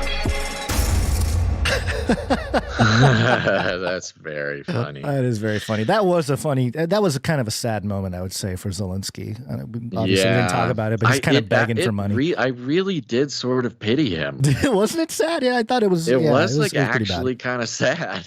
Yeah, and I like the part where he's like, "Oh, just use the Russian money. Just use that. Come on, you guys have a bunch of Russian money." Give us credit. We'll pay you back. We'll pay you back Give us after credit. This is a good news. So you got to beg for credit. That's a problem. Oh man. Okay. Yeah. When a guy's begging for money and saying he'll pay you back after the war. Ouch. It's never a good sign. Ouch. Never a good sign. Yeah. Sorry about that. Thank you very much, Jonathan F. Thank you, Jonathan F. Here we got something else from Marty B. Where's my Marty B intro jingle that I always lose and that I always have to be shown again that he has one? I know. Where'd it go? Darn it. Yes, I'm really upset that I can't. You've got to harness the power. I know. It's like hurting one thing I wanted to with those jingles, Guns, and you do your best. You do your best. Well, I wanted to maybe dig into that with Adam Curry a little bit, but we didn't have the time. Next time. Marty B came in and has a note here. Sorry, I've been out of it for a while. Would you use this for the Sir Casey bumper? See, we've been using this Sir Casey bumper. I don't know if it's new. I think he just improved it in his way. You know how these musicians are. Sonic improvements. Here it is. Yeah. Sir Casey, the Shield Knight. I hear it now. So there's like more of a melodic strum. No, the bass I think is the same. It's more of the there's like a ringing chord or something that plays. I think maybe the bass is a little bit more fiddly. Maybe a bit. I think he added some walking fingers on that bass. Whatever the case, we can play both of them. This is a Marty B jingle. There's the jingle. We'll play the old one. Sir Casey, the Shield Knight. And here's the new one. Sir Casey, the Shield Knight. It's definitely a different mix. It is a different mix. You can hear some of the strumming. It is definitely a different mix. The bass comes out crisper. It sounds much better. We'll use it. You did a good thing. Thank you, Marty B. Thank you, Marty B. Let's see. I have one coming for the Berean Master of All Streaks guy. Why hasn't anyone done for him or her? We do have the Sir Alex Protocol V2 jingle now. We've been using it for a little while. Not a little while, maybe I don't know, a few weeks here. But we welcome another one, Marty B. And stay tuned for a new smash hit with a bullet, Onward Christian Soldiers. It's not a cover. I just borrowed the title. Would you please play Lil Owen's newest song and the Great Reset at the end mix? Yes, we shall play For the Great Reset. I think maybe I had disappeared for a second, but Marty B in the chat says fretless bass. Ah, there you go. Maybe that's what it is. Yeah. Thank you very much, Marty B. Appreciate it. Let's do art. One art, please. And of course, our artist, Sir Dove, Knight of Respeltia. One art piece from Dove. And this duo drawing is just so fantastic. He has a note here. Peace for this week's Bible artwork. Oh, that's not the note. Did I not update the note in here? Apparently I did not. Okay. Well, let me make sure I read the correct note, which says... Oh, Jonathan F. came in with a bunch of new stuff. Peace. For today's artwork, I made another thumbnail duo illustration. Hope you guys like it. Keep doing what you do, and I'll keep praying for yins. Love it. This is great. This appears on today's episode's thumbnail. We love having these thumbnails go in, and just know that this is an encouragement to all the artists, even the children out there.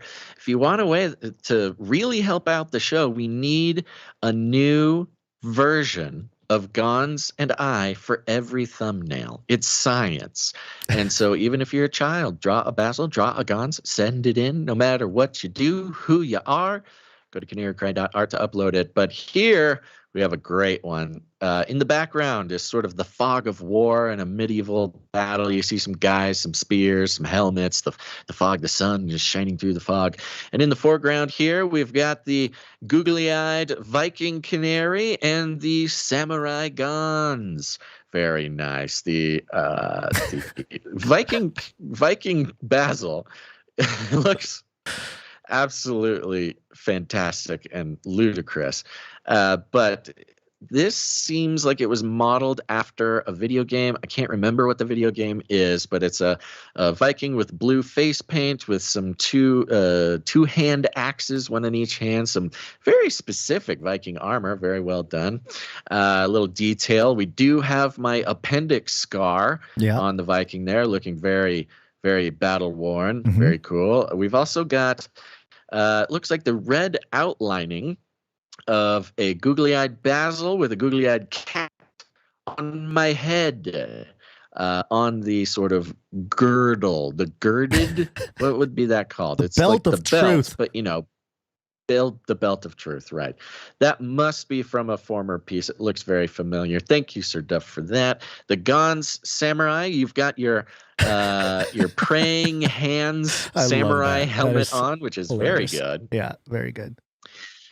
You're holding your katana above your head there. He has the Kuyo symbol, which is the, if you see that is the Shimura symbol, isn't it? It's from my mom's side, so it's not the Shimura name, but it's my mother's side, the samurai family side. So yes, that is the crest that my samurai ancestors wore in battle. Whoa, very meaningful. Thank you very much. I don't know if the googly-eyed Basil with the cat on the head is exactly what my Viking ancestors would have identified themselves with. However, Vikings famously were really into cats. They had a cat on every ship, and it was customary for the man to give the woman a kitten on their wedding day. So very big deal. All right. Thank you very much, Sir Dove. That's it for the visual art, correct? That is it. We do have some microfiction, I believe. I think Runk Smash came in with some new ones here that he did. Did you put in the new one into the document? Yes, I got it. I did. Okay, just did it. Okay, here we go. Microfiction. Runk Smash.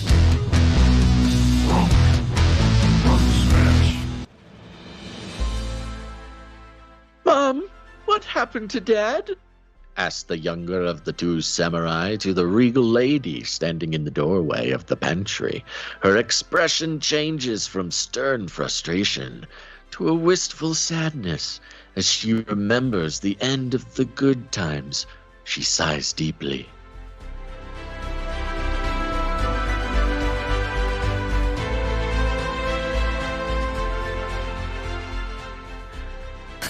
we've got a Gone storyline going on. Oh no. Yeah, wait. Thank you very much, Rank Smash. Thank you, Wrong Smash. All right, we got another one from. Do we have one from Stefan S? A new one? Yep. Stefan S. Wait, I can't remember. No. This was the one from last time. This was the one from last time, right? That's what I thought. I didn't think I saw a new one from Stefan S. Double check it. It was risky enough for us to read it the first time. That's true. You don't need to double it up. Thank you, Stefan S, for your previous producership. Yeah. All right, there you go. Look at all these great producers coming in with their time, their talent, or their treasure. They are a part of the paradigm shift. They are an integral part of what has caused the most important cultural shifts over the last 10 years. That is podcasting. And now, as we've seen podcasting, there's been attempt after attempt to co-opt it, especially using the sigil magic, the mind control of advertisers. But here we say no longer shall corporations be in charge of life and death for pieces of media. It's all of us banding together to make it work. Coming in with your time, your talent, your treasure. Go to canarycry.support to learn more. Or if you want to send in your art, you can go to canarycry.art. That's a URL, not an email address. canarycry.art to upload your art to the show. And if you have an article you'd like us to take a look at, to put on the show, you can go to canarycry.report. These are all very easy, folks. Very easy ways to get involved. And if you're of the fun. And with that, Gon, so do you have anything you wanted to say before are we doing some sort of wrap up, or? I don't know. I mean, I'm past my time, so there's that. Yeah, you need to go pick up babies. Things need to but happen. Here's what I will say. I want to thank everybody who's ever produced since the first episode in 2012 until now. This has been, and some of you might feel like maybe this was a little bit of a self-indulgent episode, and that's okay. This was a big cathartic experience for Gons and I here. It's sort of a culmination of our 11 years now of podcasting. So we thank you for indulging us or letting us indulge ourselves. But we hope you saw some value in it. There's some big shifts happening. Adam Curry continues to be a big part of those shifts, and we can all feel it. All of us feel it. We are moving into a new chapter of what the future looks like. And so it really, truly, this is not just a slogan. This is not just a sort of sweet words.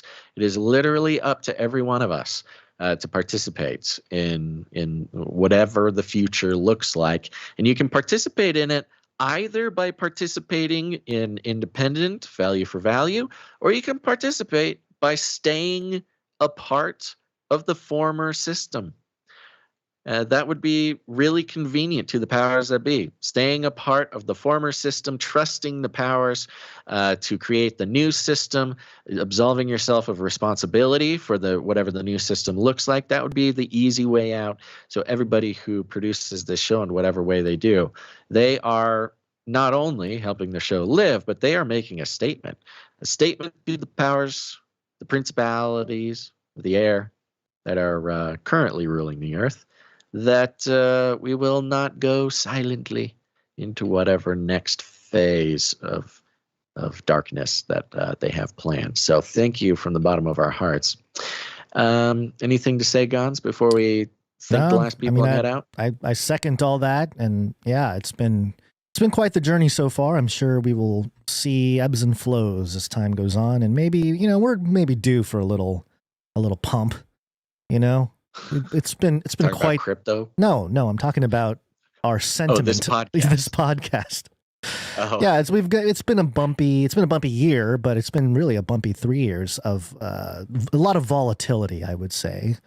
And yeah, but that's not always a bad thing. The volatility gave us probably helped us get in front of a lot of new people in the last few years, and so we appreciate you if you're new, and if you've been around for a long time, then hey. Yeah. Come back for more. We're always around, and we'll just keep going until the Lord says to stop. So there you until go. we don't. Yeah. Yeah. Yeah. And even treading water, in a way, is just preparing for whatever's coming next. Yeah. So you got to stay alive to experience whatever the next part of the plan is. Don't so get too high. Don't get too high on the highs, and don't get too low on the lows. You just got to stay right in that middle, that pocket. There you go. Right. So thank you, everybody. Appreciate it. Yes. Real quick, I want to thank the Clippies. Thank you, Clippies. Clippy on those videos. Thanks. That's right. Go follow the Canary Cry Clips channel on YouTube and Odyssey. And if you're someone with even the most basic video clipping skills, send us an email. Get in touch. We'd love to put you to work so you can start producing. And that's only possible because of the timestampers. Oh, no. Here we go. Timestamp. It's hard work. Timestamp.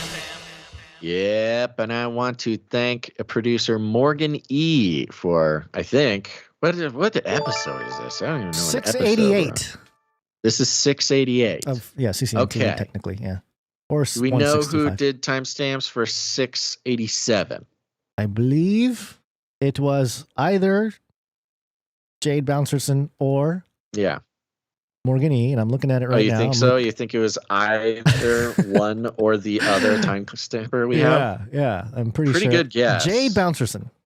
Yes. Thank you so much, Jade Bouncerson, for doing the timestamps for episode 687. It's an invaluable resource and goes into so much of our back-end processes.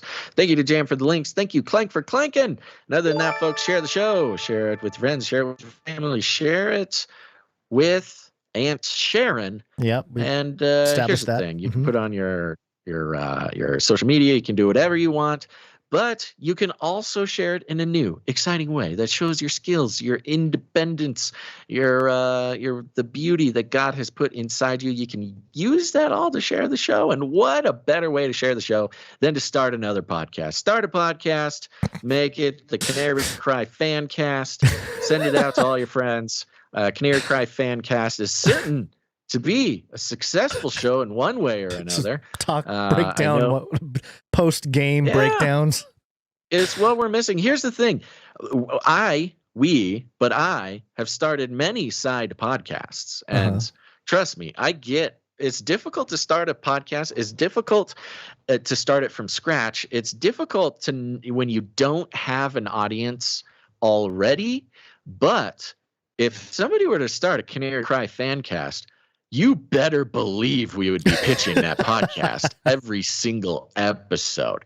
It's low-hanging fruit, folks. If somebody wanted to start podcasting and start the Canary Cry Fancast, trust me, you will have at least an automatic audience of like 30 people, which it took Gons and I like a year to get to 30 people. So you get a little bump. Yeah. Maybe a group can get together and do it, manage it through the Discord or something. Just saying, folks. That's one way you can share the show. You can share it any way you want. But other than that, we call it rattling cages. And all you got to do is walk right up to him, grab him by the cage, and then you shake it. The end of the world occurred pretty much as we had predicted. I want to shake things up, stir up some controversy, rattle a few cages. Hey, stop that! You'll never silence me. I'm the last angry man, a crusader for the little guy. Leave the bird alone. Never. Rattle a few cages. Rattle a few cages. The human race will have every opportunity to improve. And if they don't? Ask Noah.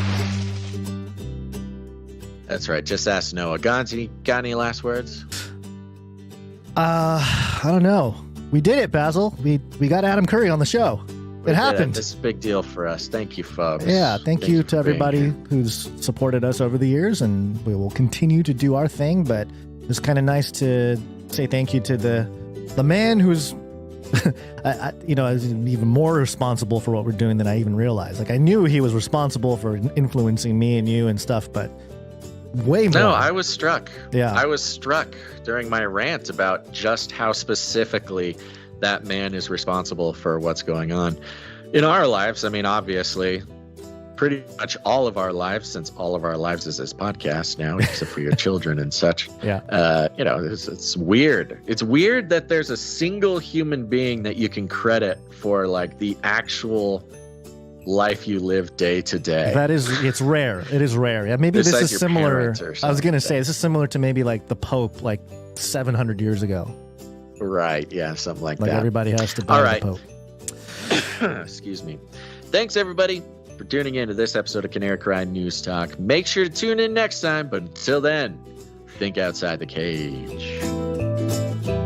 Armageddon's on the way. Remember, reality is an illusion. The universe is a hologram. Buy gold. Buy!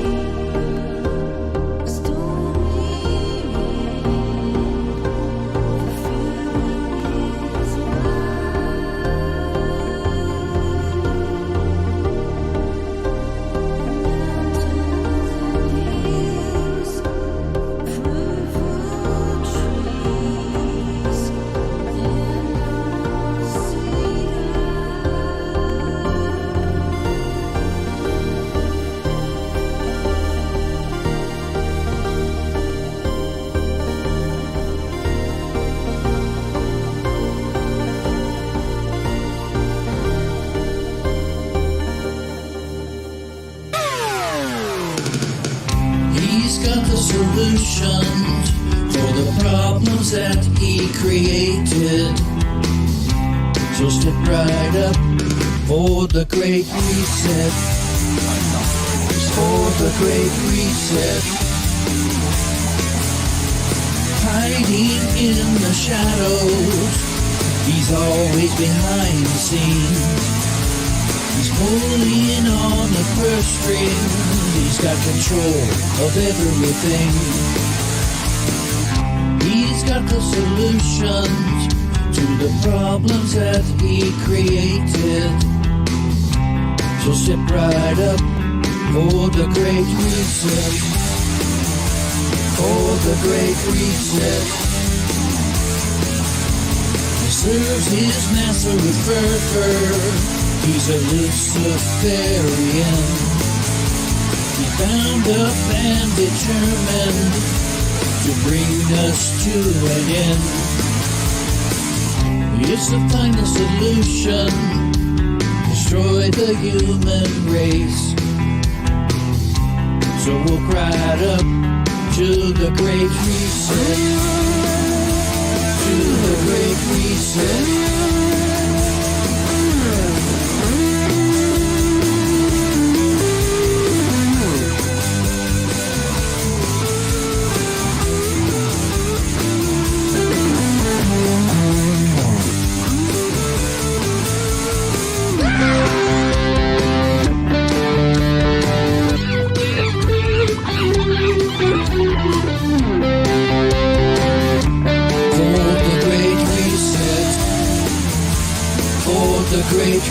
reset.